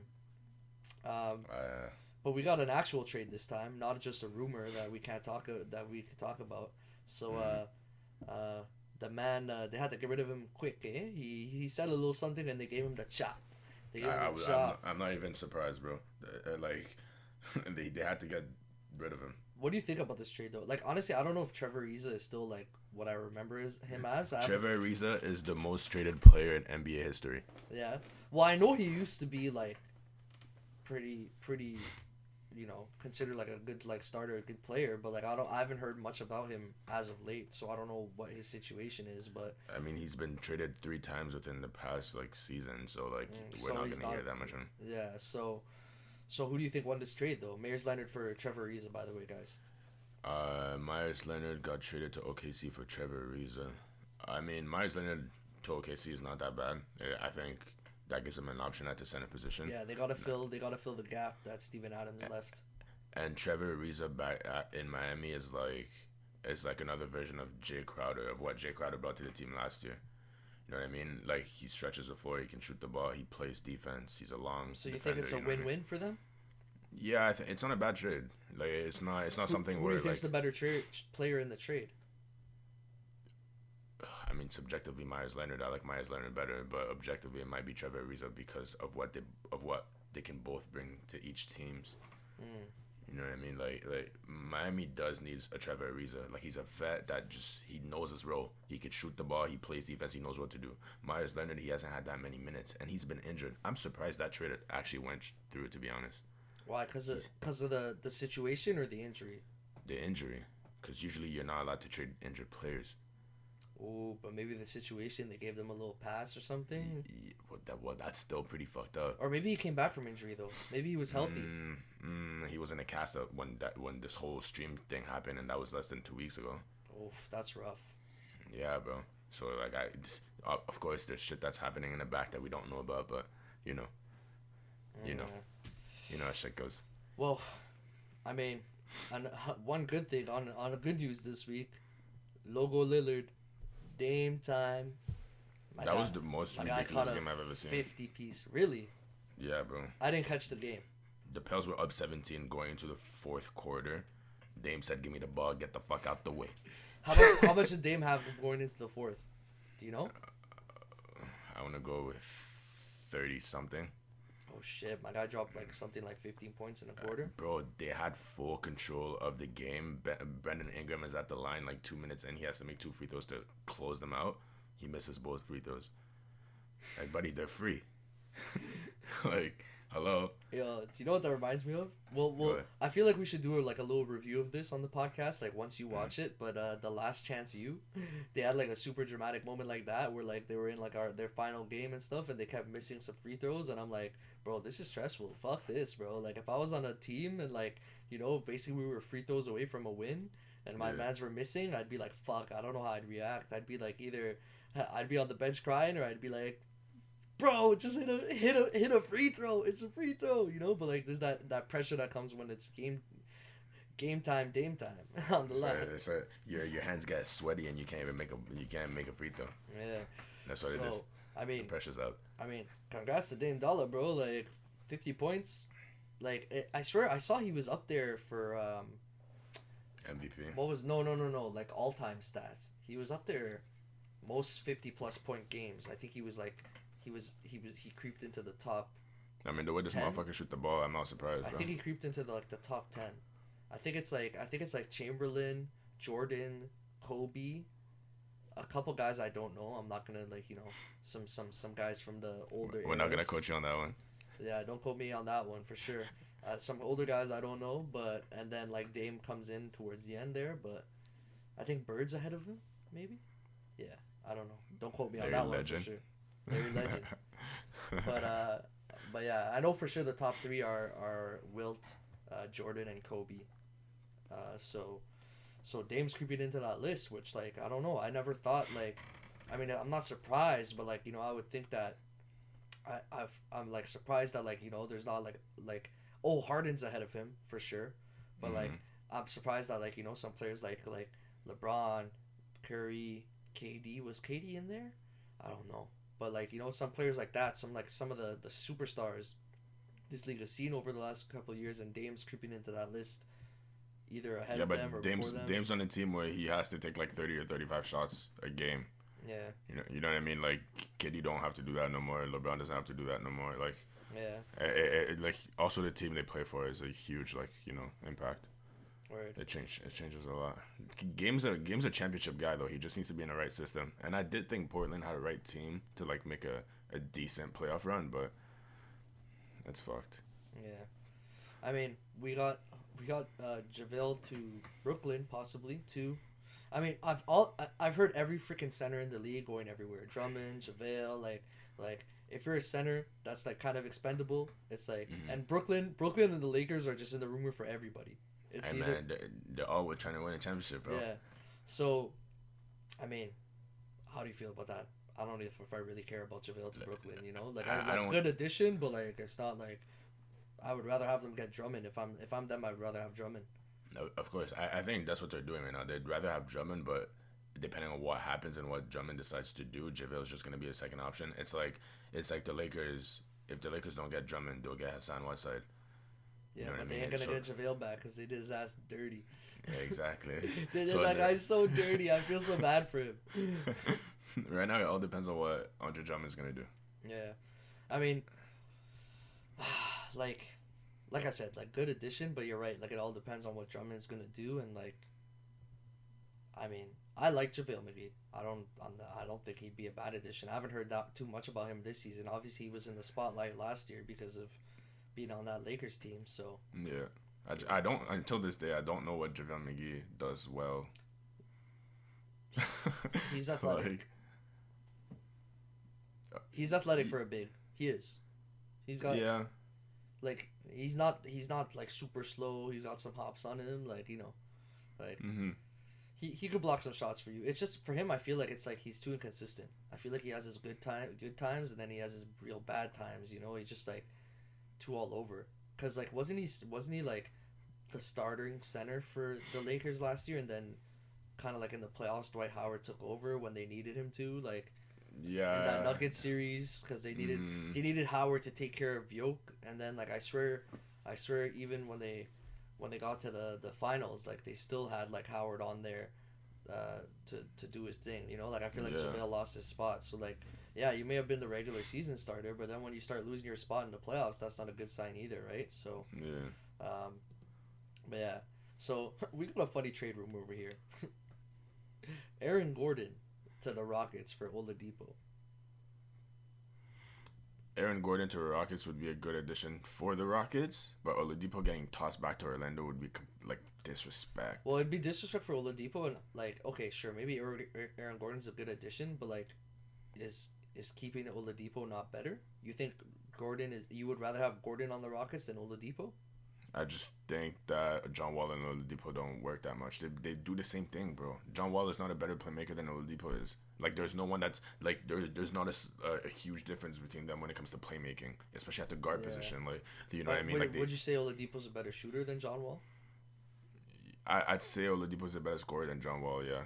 I'd rather have Oladipo maybe score the ball than John Oladipo's Wall. like, I don't know who's playing off ball. I'm pretty sure it's Oladipo, but like I feel like Oladipo should play off ball between the two of them. You know? Yeah, but at the same time, it's just like I think of Wall as more of a driving point guard. You know, whereas I see Oladipo more of like a more all arounder. Like, he's got more range to his game. Facts. So he could play off ball if he had to, and then if worst case you have another passer on the court. You know, that's not bad. Like honestly, man, I'm not a huge fan of Aaron Gordon. You know, like, I don't think he's a bad player, but like I think he gets his hype from the dunk contest more than he is. You know, like, I feel like his name as a player is from that dunk contest more than from his actual play as a player. But to be fair, he's on Orlando, and like, what the fuck are you doing in Orlando? Exactly. You know? Like, so, how often do you even sit down to catch an Orlando game, bro? Never. You know what I mean? Never. Yeah. I don't think anyone's watched an Orlando game since Shaq was on the team. Shaq and bro. Penny, bro. Like, screw Orlando, chill. I watch Orlando games when Tobias was out there, bro. Chill. That was my man's back then. Like, that's that. Not saying Tobias Harris is shit, but like, you know, like. Man, I like Tobias Harris. That's no Shaq. That's no Shaq and Penny. Facts. You can't compare that. So final thing for this, man. I want to talk about like the whole NCAA women's basketball situation with the rate room and all that. So yeah. Why don't you take the lead on this situation, and then I'll give my piece. What do you think? You want me to tell you how I feel about this situation? Yeah. All right. So, okay, the way I go about it is you have to. Yeah, this is a really sensitive subject, but you have to spend money to make money. You know what I mean? Okay. I get that the man basketball kid like brings in more money. Like, I get this whole argument, but how are you gonna help them perform if you're not investing funds towards their like gyms or just the quality of play? See, so you take it a lot of a different route than me. Like, obviously we know that the men's side makes more money, right? Like, that's not our argument. To be honest though, there's other sports where the women make more money and it's not fair. Like, for example, the U.S. women's national team should have been getting their fucking pay and their credit, you know, over the men's national team. Until now, the men's national team is actually looking good, but that's a different story. But as far as the NCAA goes, okay, listen. Yeah. Okay, yes, the men make more money, right? I think someone like a good chunk of the profit, definitely more than 50% of the profit of the NCAA tournament is from the men, right? So, okay, that makes a lot of sense. We know how big March Madness is. March Madness is basically the NBA during March, you know, like, you could argue people watch that just as much, if, you know, like, that's just a huge deal. But for me, you took it a different way than I did. Like, I didn't really think of like, oh yeah, invest money into them and all that. What I'm kind of seeing it as is, okay, you have this huge gym space for all the guys. I mean, it's funded by the NCAA. Why can't they just fucking share? You know? Just share it. Like, share the gym space. Because I think it's a matter of like all the guys using it, you know what I mean, and their gym time and stuff like that. Like, they have all the different teams on there. You know what I mean? Word. It's just everyone needs some like fix? practice time, gym time, weight room time. Exactly. I know that. But you know what's an easy fix, man? Like, the teams might not like it, but put like a girl team, schedule a female team and a male team at the same time. Like, those are not your competitive. They're not competing against each other as like in the tournament, where I think that's where like the beef is, where you wouldn't want two teams training at the same time. So just have like a female team and a male team. I saw that gym. That gym is more than big enough to support two teams doing a rotation and stuff. Like, obviously maybe you might have to like wait for someone to finish their set, and that's not the ideal situation. But like, bro, I'm sorry, like a stack of dumbbells and some yoga mats, that's a disrespect. That's so bad. When I saw that at first, I'm like, oh, bullshit. This is not true. There's no way. Then I saw a couple videos of like different female athletes showing the same thing, and I'm like, yo, this is real. This is fucked. Like, this some next level of just like difference between pay, right? Like, if the gym was smaller and they were complaining, I'd be like, okay, like, you know, like it's a little pay different. Your gym might be smaller, less equipment and stuff. Like, it's also the fact that they give him some bullshit reason. Yeah, like, what's the reason they give him? Not enough space, some bullshit. Like, so Yeah, like- some of the girls were complaining about like the package that they got, like you know, when they arrived, and like Once again, which that's fucking bullshit. that's bullshit. But like to me, that's not as like fucked up as the gym. You know what I mean? It's kind of like, okay, for that, like the money difference and stuff, okay, they got themselves an extra towel and like some deodorant and soap and stuff. You know what I mean? It's like, okay, yeah, maybe you should treat them the same and make that equal. That shit's, first of all, that just can't be that expensive. But like that stuff is a little bit more on the side. You know, it's like, yeah, okay, a little extra favoritism. Okay, they make more money. Okay, I see that. Like that's a battle that I don't think really needs to be had, but like I understand where they're coming from. But a battle that do needs to be had is this whole gym equipment thing, because this is not just like, oh, here's like a, you know, like a chocolate bar to make you feel nice for coming to the hotel, like which that package was. It's just like a little nice little gift basket thing. This is your career, and you're coming here to come to a tournament, and you're coming here to be in shape, and you need to be set up the right way, right? This is a whole different story. This is where like that equality, like this is, if there's anything, okay, sure, they make more money, you give them like a little extra towel and like, you know, some shit in their little bed package, that's a different story. But like this is like, bro, you're running a program, an athletic program, and like I'm like, no matter what you want to say, like these women are still athletes, and they're all college players too. You know what I mean? Like let's not act like every single guy in the college male basketball team is gonna like go on to be in the NBA either, right? Like there's gotta be some fairness here. You gotta give them the opportunity to train and perform and like and become who they want to be. So exactly. Okay, so the way I look at it is like, okay, yeah, the men bring more income. Okay, sure. So you have the pool of money, you invest in a gym. The gym is already there. The gym is there. Share it. You know what I mean? Share it. And then if it comes around to like, oh yeah, you know, like the girls don't feel comfortable training in front of the men and things like that, then that's a different story. Then that's kind of like, okay, so you guys don't want to be around them, and there's that gym, right? I think their argument is more like, let's build the same size gym on both sides, and that's where like this whole money conversation comes into, right? And I'm like, okay, I can understand why they might not invest as much into this one as they would into this one because of monetary reasons, but you have the facility there, so why not just share it between the two? That's the way I see it. I see like that's the solution. Like you pooled the money, you built the gym, just let the girls work out in that gym. Like, you know, that's it. Just let the girls work out in that gym. And then you can't really complain about fairness between equipment. Maybe like some scheduling needs to be extended. Whatever you got to do to figure it out. But like that's what I would do if I were them. I'd be like, hey, we've got all this equipment here. Guess what, dudes? You're gonna be sharing this gym with the women, and let them go in there and train too, because they're athletes as well, and they need to perform, and they're out here looking for scholarships and this and that and this. And you know, people want to, like you, and you made a very good point, right? Like you said, if they want to grow this game, how are they going to be able to grow this game if they're not able to like push themselves and train themselves to that elite level? Exactly. You know what I mean? Like, and obviously like this is an NCAA thing. I would hope that their school programs back at their school and the gyms that they have access to over there are of quality. You know what I mean? But on campus is this is some bubble bullshit, you know. So exactly, like if it wasn't, this is the thing, right? If it wasn't the bubble, we wouldn't have known about this shit, because I'm pretty sure they all train at their own schools during March Madness, right? Yeah, for sure. So, you know, I feel bad for the women. I understand their plight.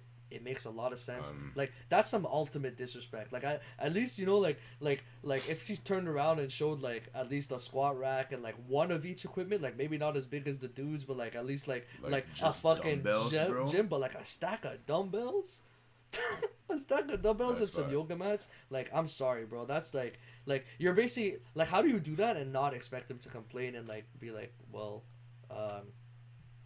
what the fuck is this? You know what I mean? And you give them some bullshit ass. Yeah, exactly. It's like it's. What would you want to say, brother? No, I finished what you're gonna say. I'm trying to take it to another point. I was gonna say like, okay, it's basically like you're not even trying to hide the disrespect.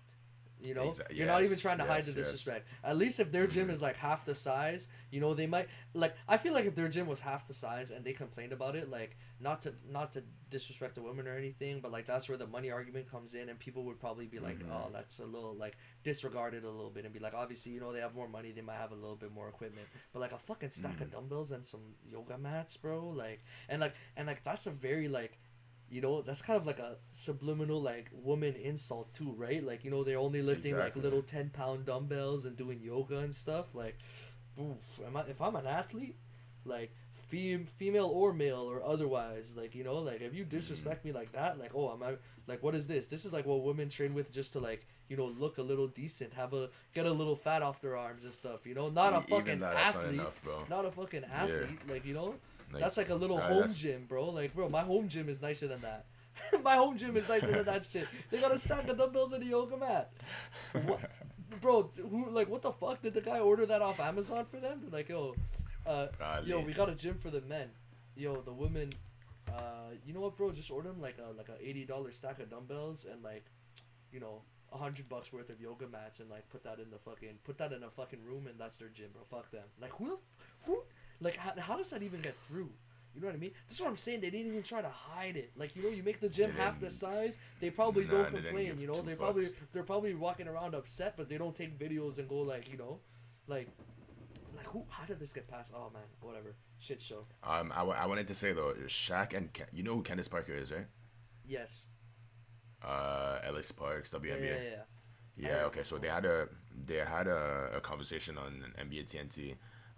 Shaq was telling her, what do you think? Do you think the woman should drop the net to 9 feet just so? And she was cheesed. It's I don't know if she was cheesed. What the way the media made it look is that D-Wade, wasn't D-Wade part of that too? I think D-Wade was on there, but I'm not too sure. But like the media made it look like she was cheesed, but I don't know if she was cheesed. Shaq just brought the idea up, and realistically speaking, I don't think it's a bad idea. I don't think it's a bad idea either. That's the funny thing. I kind of agree with Shaq. Yeah, you get some more dunks, like, you know, you get some more excitement. It's all about excitement, dude. Like that's the thing, exactly. Yo, bro. Don't be disrespected because the net's being lowered. You know what I mean? Like it's not. That's not to disrespect you. You know what I mean? Like men are usually taller than women, and the net's higher. That's it. Like, you know, don't they play with a smaller ball too?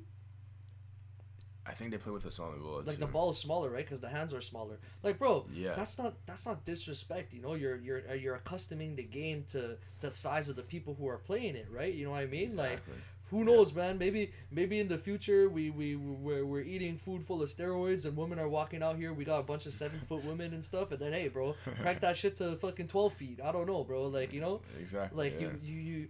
It's not disrespect. You're trying to make the game exciting. You want people to watch. Mm-hmm. Bro, it's still a business. That's the thing people always don't understand about sports. It's still always a business. And like this is the thing. Nobody's trying to disrespect the women. They're trying to be like, yo, this is maybe something we can do to get this game some eyes and get this game some looks. Because but at the same time, I don't think they're fighting for like an equality thing. I think they're just fighting to be respected, like appreciate the game for a little bit. You know what I mean? Like, you know, the NBA community, the basketball community is pretty toxic with the WNBA. Actually, it's kind of fucked up. Like, I read, which I hate because for me personally, I appreciate WNBA basketball, bro. Like, I sit down and watch a WNBA game. Yeah. It's just the fact that, like, bro, the style's different, obviously, but it's still basketball. I feel indifferent towards it. I don't love it or hate it. I think, like, sometimes, like you know, there's good and bad to all, right? And I think people kind of rip out the women that say some fucked up shit. You know what I mean? Not to diss the woman, but, like, you know, the WA women saying that they should be paid as much as the NBA players, no disrespect, like, it's just what the NBA is making, you know, like, that's what it equates to. One thing that some women were arguing for that makes way more sense is getting the same percentage as NBA men, right? So if the NBA team makes a million and the men get 50%, then, you know, like, the men are making $500,000, right? If the women's league makes like 100,000, obviously, like, these are fucking made up numbers, but if the women's league makes 100,000, they want to get at least 50,000, right? So that's kind of like the argument, and that makes a lot of sense. That's facts. Like, they should get the same percentage. That makes sense.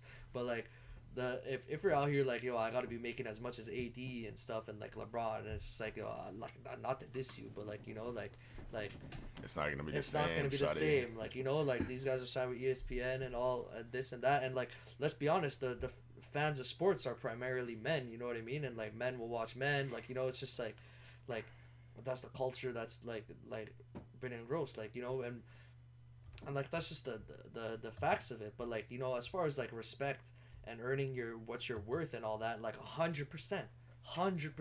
And like I said, in other sports, like national soccer, I personally think that there's no fucking way that the men's U.S. national team should make as much as the women. The women should be making more, right? It's whoever's doing the business, right? It's not about men or women. It's about whoever's making the money. And in my opinion, like, bro, U.S. soccer, I'm sorry, U.S. soccer is built on the backs of those women, bro. Built on the backs of those women, bro. Big shout out Alex Morgan, man. Bro, shout out. Alex Morgan, man. But yeah, let's not make it about looks and stuff, because then then we might get canceled. But no. I'm giving her a shout out for her game. Yeah. I mean, her game's good too, but like we know what you're shouting out. But the first person you should shout out is Megan Rapinoe for talking about the game, But like, bro, man, they've had so many great players. They've had Rapinoe. They've had what's her name? Starts with the H, no? Hope Solo. Nah, not Hope Solo. I mean, Hope Solo wasn't bad, but like didn't she do some fucked up shit? There was Abby Wambach, like Abby Wambach's a legend. Yeah, they've had some, bro. That women's U.S. national team is like shit. Like, it's kind of fucked up that they didn't get their respect until this last run. Like that team should have been making their money. So man, listen, we're not trying to be like, we're men and like, take the woman down and stuff. Like, we'll argue either case, but at the same time, we understand the business aspect of it. You know what I mean? We understand that, like, unfortunately, well, not unfortunately, because we're not going to say unfortunate for the men for making their money, but like, unfortunately for those female athletes, like, what I will say is, like, the women who are out here supporting female athletes, one thing that kind of sucks is I see these women out here supporting them, but I know for a fact that, like, they're not sports fans. You know what I mean? If you really want to support, watch these girls play. Buy tickets, watch games, stream games, buy jerseys, get them money. You can't just be out here and be like, women deserve the same and not support. Support your fellow women, right? Like, if you believe they should get the same, you should support. You should watch their games. You should, like, bro, I see girls that I know for a fact don't watch no sports. I've never seen the points about sports in my life, unless a woman athlete says, like, we deserve equality. Then they'll post because it's female equality, which is fair, right? Make it equal, whatever. But, like, don't be out here put a post up, because that's not what's going to get them paid. What's going to get them paid is you watching them play. So how about you do that and support them and watch them play? And this is me arguing for the athletes, right? Like, I'm not trying to make the women who are saying, like, support them feel bad, but, like, but truly and honestly, if you want them to get that money, watch them play. Watch them play. And if you are and you're preaching it and you're watching them play, good for you. Like, like, you're doing the right thing. But if you're preaching that and you're not watching them play, I'm sorry, you can't say anything, because you're not putting money in their pockets. That's what you want. Put money in their pockets and then they'll get it. You know what I mean?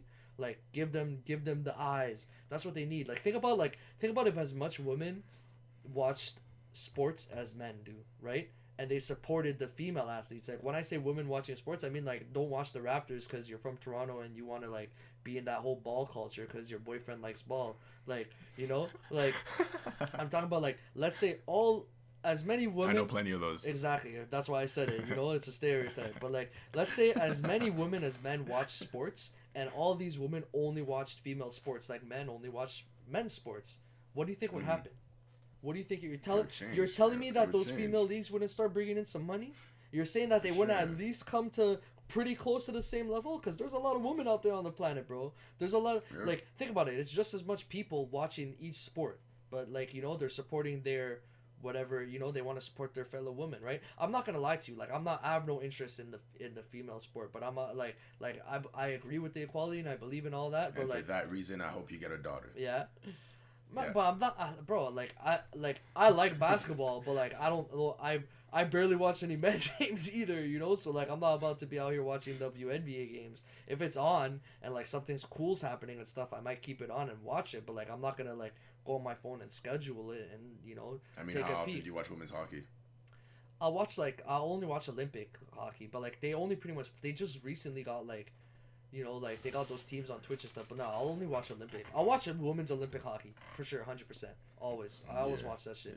I love women's Olympic hockey, because, like, I mean, I love hockey. It's not the same, Like, I don't like basketball as much as I like hockey, so I will watch some women's sports. It's kind of like you. That's why you watch female basketball, because you love basketball like that. Yeah. Like, that's not me trying to disrespect the female game. I just have no interest in watching WNBA. I barely watch I'm just NBA. saying, like, when you'll get a daughter, you'll make her play sports, and then you'll watch it. Yeah, maybe I will. Maybe I won't. I don't know. You know, like whatever the case is. Like you know, I'm not trying to like make it against me or people hate me because I don't watch the WNBA. We all have our preferences. But I'm saying is like I'm not like out here on the streets being like, yo, fuck you guys, why are they not getting paid the same and stuff, and I'm not supporting. You know what I mean? You can't be that person. You can't say like, yo, they deserve equality and this and this and not support them. You know? That's like you know, that's like to me that's like the same shit as like saying like sharing like someone's song on your story and being like, yo, these guys deserve everything, like they're the best and everything, and yet you never listen to a single track they've made or like never watch their videos and stuff. You know what I mean? It's like you gotta support too. That's part of it. You can't just like you can't claim the glory of being like, hey, I was one of those people who preach for women's equality in sports and not actually support it. You know what I mean? Because you just want that chip on your shoulder to be like, yo, look, I shared it and I'm supporting, but you gotta actually watch the sport. That's how they're gonna get the money. That's where the money comes from. That's all I'm saying. Like, how do you feel about that, KB? You agree? Yeah, for sure, 100%. The more people support it, the more views they'll get, the more traction they'll get. That's just, you just have to support at the end of the day. That's all it is. That's it. That's all it is, man. I agree with everything you said. So, I mean, hopefully the women's game gets some growth. What's happening to those NCAA women is fucked up. They need to fix that shit immediately. Yeah, either share the gym or get them some equipment or something. But they need to fix that. So, let's move on to some UFC, brothers. So, like I was saying earlier, Dana confirms that Khabib's officially retired, 29-0. And basically, that division is freed up now. So, did you hear? Who's the man in that division now? So, did you hear about who's gonna be fighting for the vacant belt? No. So it's Charles Oliveira, who I agree with, versus Michael Chandler. Michael Chandler, what does that sound? He's the guy who knocked out he's the guy who knocked out Dan Hooker, the really big guy who kind of got him with that punch. He was the second event. The second event. Who was the main event that night? I don't even remember. Michael Chandler. That does sound familiar. Michael Chandler, bro. You know who he is. He's the. He got a quick knockout in the first round. Debut in the UFC. You remember? He came from another championship. I think so. I'm not too sure. I can't see his face right now. Yeah. Well, I mean, he's like a short, like white dude, like really D's tattoo over here. I don't know. Whatever. I would hope that you remembered it. We talked about him not that long ago, and you watched the fight, so. I know. I just But anyway, so Michael Chandler, he's only had one fight in the UFC. He made his debut. It was a great debut, but the main card was Poirier versus McGregor. McGregor. So the second card, you remember Chandler? Yeah. So I think I remember, so here's the thing, right? So they're all in the same division. So how the fuck does Dustin Poirier not get the chance for the belt? That's some disrespect, bro. Bro, the UFC's never fucking given this guy respect, bro. They've always disrespected Dustin Poirier, bro. But like, yeah, but he's also not that focused on his fighting right now. Yeah, he has some other things going on, doesn't he? I mean, bro, like he wants the fucking belt. He doesn't have that many crazy things going on, bro. He wants the belt. Nah, bro. He's spending a lot of time with his foundation or whatever. Like he's fighting for a cause like he's spending time with his foundation, but he's got the you're not making any more money than having the belt. The guy with the belt makes the most money. He picks all the money. At this point, the way he was talking, even after the McGregor fight, it was never about the money for this guy. It was just, he wants the belt though. Even after McGregor fight, he was saying he wanted the belt. Yeah. Okay. Yeah, bro. All right. He wants that shit. Bro, come on. You don't do that shit for your whole career. That's like being in the NBA your whole life and basically having like a free trip to the finals to play for the Larry O'Brien and be like, yeah, like I know I've had. Like, I mean, if you got a serious cause to fight for, I'm sure people would give that up, bro. That's happening right now in the WNBA, actually. Yeah, I mean, whatever. But like, anyways, Dustin Poirier, like, I think this is ultimate disrespect to him. Here's the thing: this fight, as far as like entertainment, is better with the two guys they picked because they're both they're both wrestlers. Whereas Dustin Poirier is a striker and Oliveira is a wrestler. But that's what I think the matchup should have been. I think the matchup should have been Oliveira versus Poirier. Give Chandler another fight, and then if he wins his other fight, then let him challenge the winner of Oliveira versus Poirier as the next challenger for the belt, right? But as far as like entertaining fight, like how I see it going and how I seen it more even, Chandler Oliveira makes a lot of sense. It makes a lot of sense. When's that fight? I think it's UFC 262. So we just did. Jesus We just did Christ. 259. We got 260 coming up. That's gonna be big. We got 261 coming up. That's gonna be big too. So we got Stipe versus Ngannou. That's gonna be fucked. I can't wait to watch This that. motherfucker didn't was just laying. He's laying fights down on fights, crazy huh? cards. So like, Alright, yo, bro. Oliveira versus Chandler is a sick fight. I'm excited for this fight. I'd love to see this fight. But it's just like, it's just disrespectful to Poirier. You know what I mean? If Poirier wasn't in the picture, yeah, this would be the fight they make. But Poirier's in the picture. You can't disrespect this guy. He just beat Conor McGregor, who I guarantee if Conor McGregor won, he'd be the one going for the belt right now if he beat Dustin Poirier. But Dustin Poirier can't get the respect. Come on, bro. But that's all that little bit of UFC news we got right now. Me and KB are gonna watch Big Mouth Kevin Holland fight tomorrow versus Brunson. Oh my god, bro! Those highlights you sent me of that boy. Yo, the fact that he talks in the ring is also. That's why they call him Big dude. Mouth, bro. He talks shit. He talks so much shit. But I guess let's hop into some Champions League stuff, bro. So you want to make some quarterfinals predictions? We got none of these games have been played yet. I don't think, right? Yeah. So No. Quarterfinals starting in 2 weeks, I think. oh, 2 weeks. Oh shit, man, I'm so out of the loop. But Yeah. so we got Real versus Liverpool. Who you got? Bayern versus PSG. You want to run down the list? Yeah, you want to run down the No, list? it looks like you want to say it. Go ahead, you go down the list. No. I'm trying to go one by one. I'm trying to see what you got. Okay, Yeah, man. okay. So you want to start with Real versus Liverpool? Yes, sir.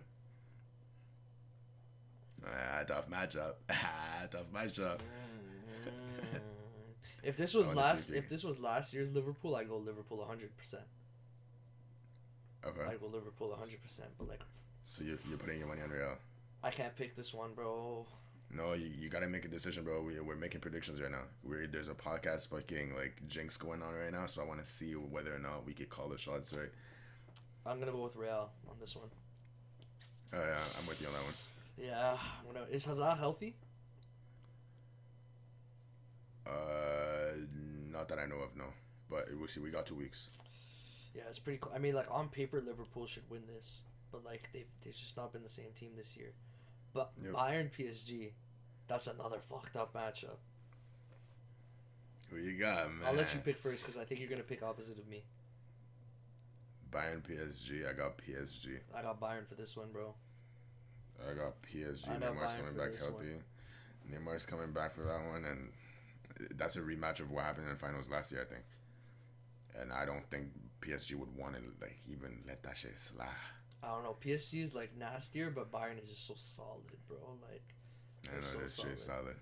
That's all right, shit so I solid. guess we got to see what happens there because now we're against each other on that prediction. So Yes, sir. match 3, we got Man City versus Dortmund. I'm going Man City on that one still. I want to go Man I know City, Dortmund's but look like the better team, but like I don't know, Man City's. I don't deeper. even know if they look like the better team, but the way Dortmund's been performing. That's what I'm saying. lately Like is they just, look like the better team based on performance, is what I'm saying. Yeah, like it's just like damn, like these guys can actually play. But I'm still gonna go with Man City. Yeah, like honestly, those first 3 matchups are kind of like, oh shit, like what the hell, like who do I pick? Yeah. You know. Mm-hmm. So match 4. Okay, I know we're both probably gonna doubt them again. They took care of Juve, but it's Porto versus Chelsea, and like I'm sorry, I'm still going with Chelsea, unfortunately. But I would never go against Chelsea, bro. That's like betting against my life. yeah, You crazy? nah, yeah, I have to go with Chelsea on that Crazy. one still. So that's our Champions League predictions for now. We'll see. Obviously, we'll talk about the games as they occur, and go through them, and hopefully see if our predictions came true. Chelsea hasn't lost a game since they got that new coach, Yeah, and it's been like they played like 13 or 14 games since this guy came in. bro, I like Chelsea this year, bro. They really turned it around with the transfers they made, like the Ziyech pickup, Sure. the what's his name? Kai Havertz, Kai Timo. Havertz, yeah, Timo Werner. Yeah, Mhm. no, those are good pickups. All right, bro. I mean, this one's getting kind of lengthy, so let's hop into the Podbate. So we got a little bit of a different Podbate this week. So last week we talked about our favorite starting 11. So I guess our Podbate this week is kind of like we're gonna give out our starting 11 and kind of like I guess debate why we picked these guys and like why we think these guys are or why these guys are our favorites. I guess it's more of an opinion than a debate. Yeah. But I guess the Podbate will be whose lineup is better, maybe whose lineup would win a game against each other. Yeah. Okay, so we picked like you generally picked like off of your favorite player, right? Like not who you think would be the best lineup. You just picked like who you liked, right? Yeah, all my favorite players on positions. Okay, awesome. So should I start first or should you start first? You can start first. Okay, so I'll start from the goalkeeper position. I'm a little surprised you didn't pick the same goalkeeper as me, to be honest. But we'll get into that. But I'll tell you exactly why. But all right, well we'll see. Perfect Podbate. So my goalkeeper, if you didn't know, you could have predicted it from before. My guy G Buffon, the fucking GOAT, the greatest keeper that ever lived. That's my favorite keeper of all time, and he's the keeper on my starting 11. On the left back position, I feel like a lot of people will be surprised with this one. My Canadian boy, Alphonso Davies. I love this kid. I love this kid so much. I think he's fucking destined for greatness. I think by the end of his career, he might be he'll definitely be probably the best Canadian player ever, but he'll be one of the, like, bro, this guy's impressing, bro. He's impressing. That his progression has been very rapid, and he's still young. I know, but but he got injured recently, right? So he hasn't been seen that much. Yeah, but like, he's young. He'll be able to turn it around, hopefully. But like, I mean, I hope so. He's my favorite left back, bro. Like, he became my favorite left back very quickly. So, oh, by the way, I forgot to say the formation I'm running. I'm running a 4-3-3. So, so right now we did goalkeeper, left back. So my center backs. So I got Alaba, and the GOAT, El Capitan, the shiny-headed stallion, Cannavaro can steal your girl, bro. Cannavaro, bro, that guy with them baby blues, and he'll also slap up your next man. Zizou, lock up. Thierry Henry, lock up. Cannavaro handles them, and the French guys like my man's over here, they'll try to be like, nah, but they all know Cannavaro's a GOAT on that back end, bro. You have to give the man his respect. They know it. He's not locking up Zizou, though. They know it. That's far-fetched. They know That's it. far-fetched. That's right. He's not locking up Zizou. I mean, there's no real lock-up in soccer anyways, but, like... I'm just saying. You said it, bro. But, so here's the thing. For my right back position, I was picking between two guys, and they're both not right backs. They're actually left backs. But are you going to allow this for me to put a left back as a right back? I mean, if I don't, that means you'd have to think about a right back, and I don't think you could think of a right back right now, can you? I probably could, but like tell me who you have. I would very much not like them as much as I like these guys. So I picked Marcelo in the right back position. Mm-hmm. He's obviously a left back, and who I would have picked instead of him, maybe too, is Evra. I think Evra played right back at some point, but like I know he was a left back, but I like Evra a lot, but I like Marcelo more. So I picked Marcelo as my right back, but he's technically a left back. Okay, so he's my right back. A little bit of a cop out here, but I guess I like a lot of left backs. So my center defensive mid, Blaise Matuidi. I love Blaise so much. Matuidi show. If you guys don't know what that is, I feel bad for y'all, but you can look it up. Just search. Go educate yourself. Just go search Matuidi Charo and listen to that banger. But yeah, Matuidi as my center defensive mid, and then as my two center mids. Whoo, this midfield is nasty. Like, even if they were my favorite, they'd be nasty. Top, Paul Labille Pogba, and the GOAT, the man of the hour. You know who he is. My favorite soccer player of all time, Andrea y Maestro Pirlo, the fucking GOAT. That's my guy. That's my favorite player on the whole team. Andrea Pirlo and Pogba as my center mids. That's a nasty bid. You can't even lie. That's a nasty bid. All prime. Stacked up. And then, wait. We ain't even done with the mid yet. Yo, you know who's my cam, bro? You know who's my cam? Ronaldinho. That mid is nasty. But 3-3, Pogba, Pirlo, Ronaldinho, and I love all these guys. They're my favorite in all those positions. Ronaldinho might be my second favorite player of all time. Yeah. No, he's probably my second favorite player of all time. And like, obviously you guys might notice a pattern over here. We got a lot of Italian players, AC Milan players, some Juventus guys, but so right now we're at center. So now let's get into the attackers. So once again, another cop-out. This guy played left wing, but I have him as my right wing. And honorable mention is Gareth Bale. I almost picked Bale ahead of him. And people are going to be like, you should have picked Bale ahead of this guy. But we're going on a... But he's Italian. We're going on players we love. He also played for AC Milan, so like he has a special place in my heart. I loved him for the when he was in his prime and he was starting off. Stefan, El Faraon, El Shaarawy. I know you guys are going to be like, what the fuck? How does this guy... I know he's a big drop-off from the other guys that I've named. Biggest fall-off. In this lineup. But I loved El Shaarawy. I actually have an El Shaarawy jersey in my closet. Got that shit when I went to visit the motherland when I went back. But I love Stefan El Shaarawy, bro. Like, I'm so sad the way his career ended up. He's making a little bit of a comeback. He's back on the national team, you know, starts slightly getting back to form, but he'll never be what he was in those early AC Milan days. And everybody knows the hype was high on this guy, bro. People really thought he was going to be a thing. So, as my striker, who I personally think is the greatest striker I've ever seen and my favorite striker of all time, honorable mention to Lewandowski. I almost picked him. It was tough. But my striker is Sergio Aguero, Kun Aguero. Damn. Yeah. You didn't see that one coming?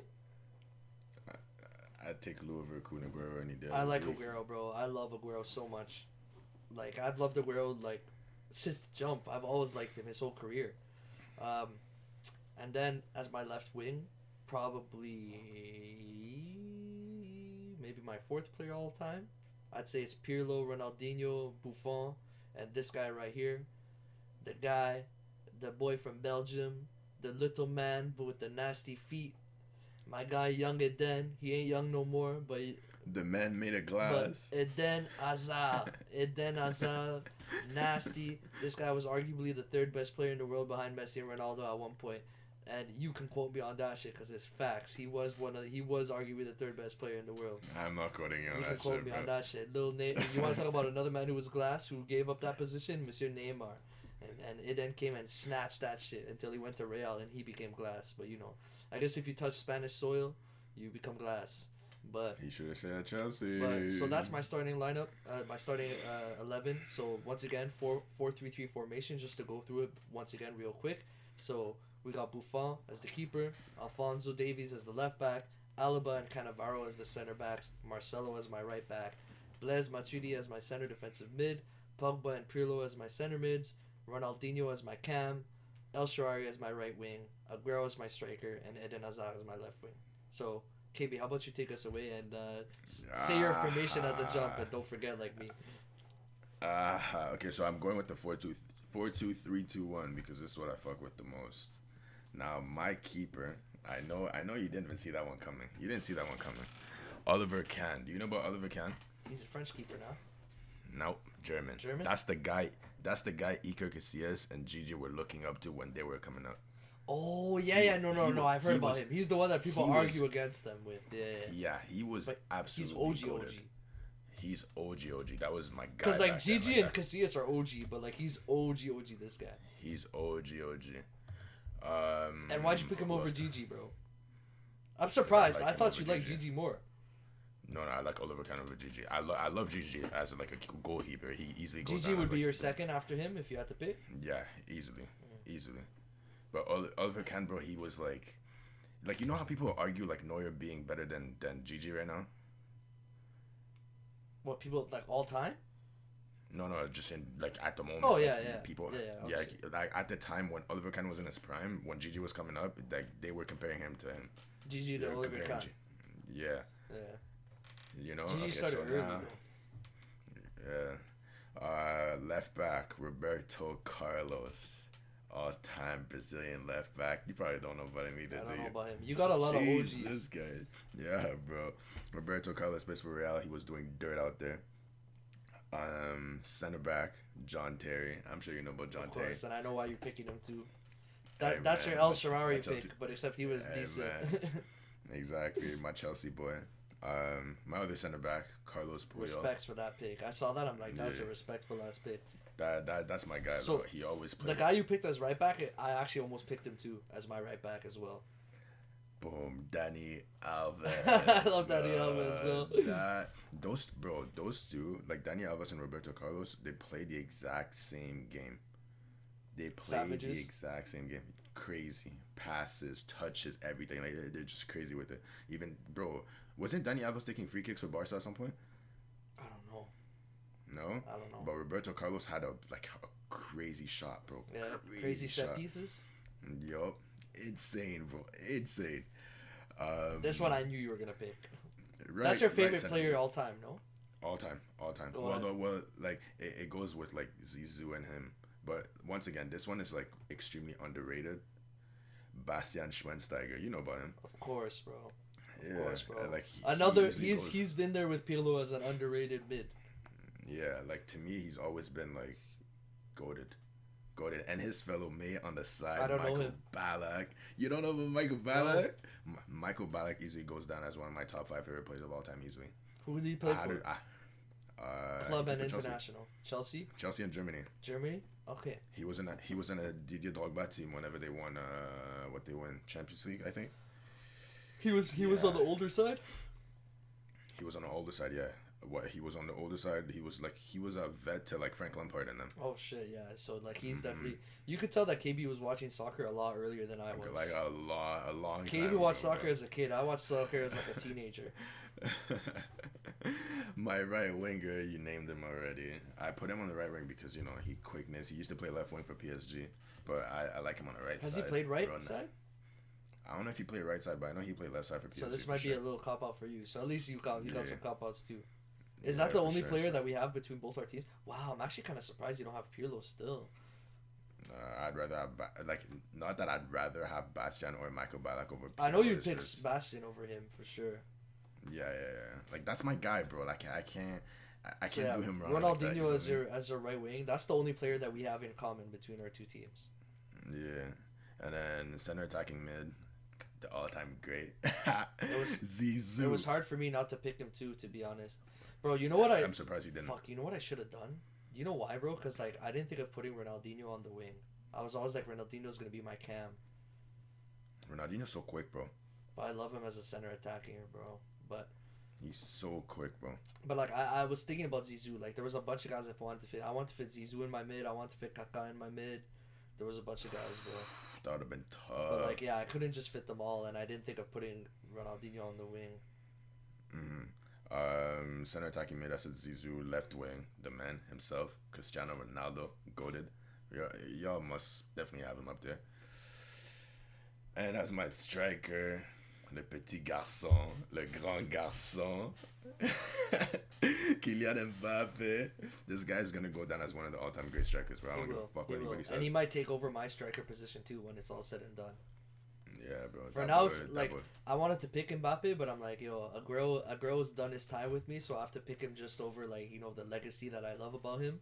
Where Mbappe is a little bit new, but Mbappe's definitely got that new school like French boy. Like I mean, like if you look at my team, like you could tell like who the international teams we love and who the club teams we love just by looking at our teams, right? Like most definitely. like Yeah. I got like French.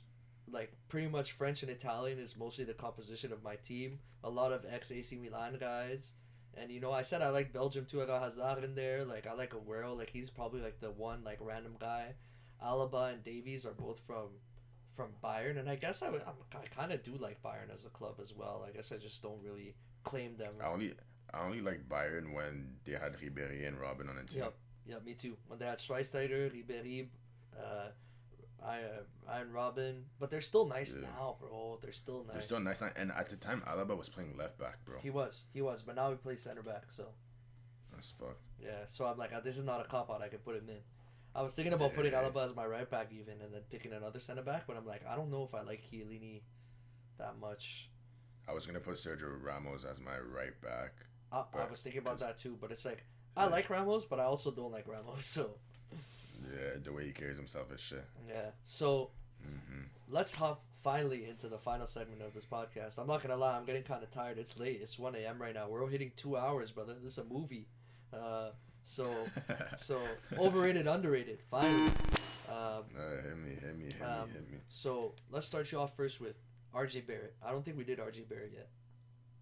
R.J. Barrett. Damn. Underrated. You think he's underrated? I think he's underrated. Why?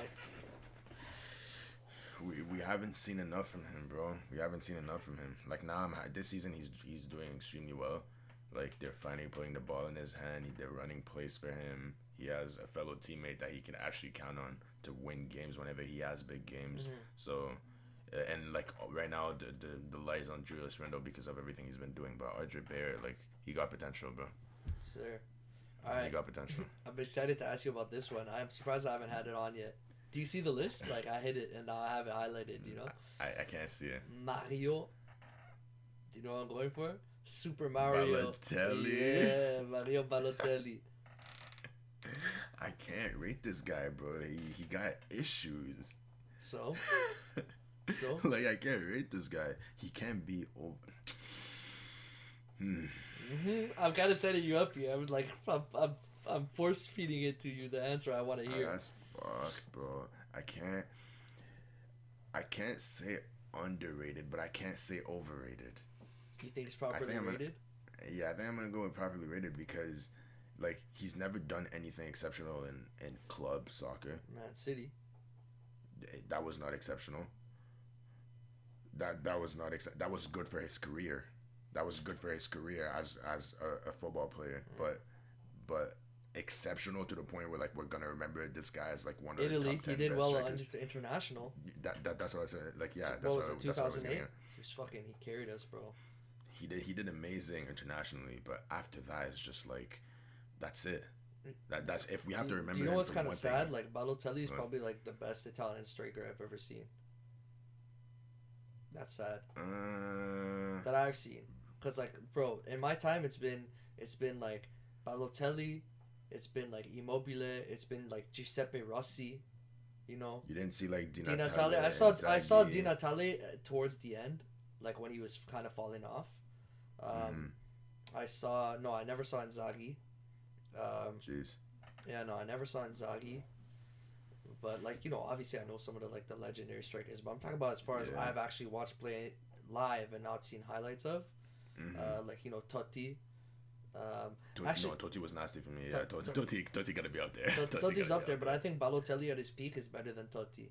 Like I think, yeah, bro. No, I think Balotelli, like Balotelli, full out at his peak, full play, playing his best is better than Totti at his best. But Totti to me is more of a Italian legend than he is like as much a soccer legend. I feel like he's more of like a. And you think Balotelli's a soccer legend? No. I don't. I mean, he's kind of legendary for his antics and like who he was, but like. He's legendary for his freaking anger management, bro. Yeah, I mean that's what killed him, right? That's why I think he's kind of underrated. But like, you know, this is not my segment to say. So here, I got one that's fun for you. Gilbert Arenas. Oh my Lord, Jesus Christ! I got some good ones. Gilbert Arenas. Overrated. Overrated? I would say overrated. He was never that guy. He wasn't never that guy. He was never that guy. He was just, you know what Gilbert Arenas was famous for? What? For just wanting to one up his teammates all the time. That was his claim to fame. That was his thing. On the court, Gilbert Arenas wasn't that guy. He was just there. He was like who can I compare Gilbert Arenas to right now? I want to say OG, but like that's OG? even like that's like giving him a lot of credit. Like too. what, OG Anunoby? Yeah. That's still giving Gilbert Arenas a lot of credit. Damn. Like I can't even claim to have seen Gilbert Arenas play, but I thought he was better than OG Anunoby. Nah, bro. All right, Gilbert Arenas so we got another Italian goat. Oh my God, bro! I think this guy's fucking extremely underrated. I think this guy doesn't get mentioned enough, and he was almost my pick over Blaise. Daniele De Rossi. I would say underrated, like you said. Yeah, he never got that credit. He never got that credit, bro. He never got that credit. But once again, bro, there's so many great mids that are coming from Italy, fam. You can't. Bro, that Italian mid like in the 2000s was fucked. We had Marchisio, De Rossi. We had Verratti coming up. We had Pirlo. We had like Gattuso was out there. Like, come on, bro. That mid was fucked. Like, I'm not surprised that he didn't get his credit. There's way too many. But like this guy was a solid, savage defender. He was just like he was the best player on Roma for a long time. Better than Totti, in my opinion. But yeah, bro. So you say underrated, eh? Yeah, for sure. All right, brother. Well, this was a long-ass podcast, guys. Super long podcast, but we had a guest on, so I have a feeling maybe we have a guest coming next week as well. A little surprise for you.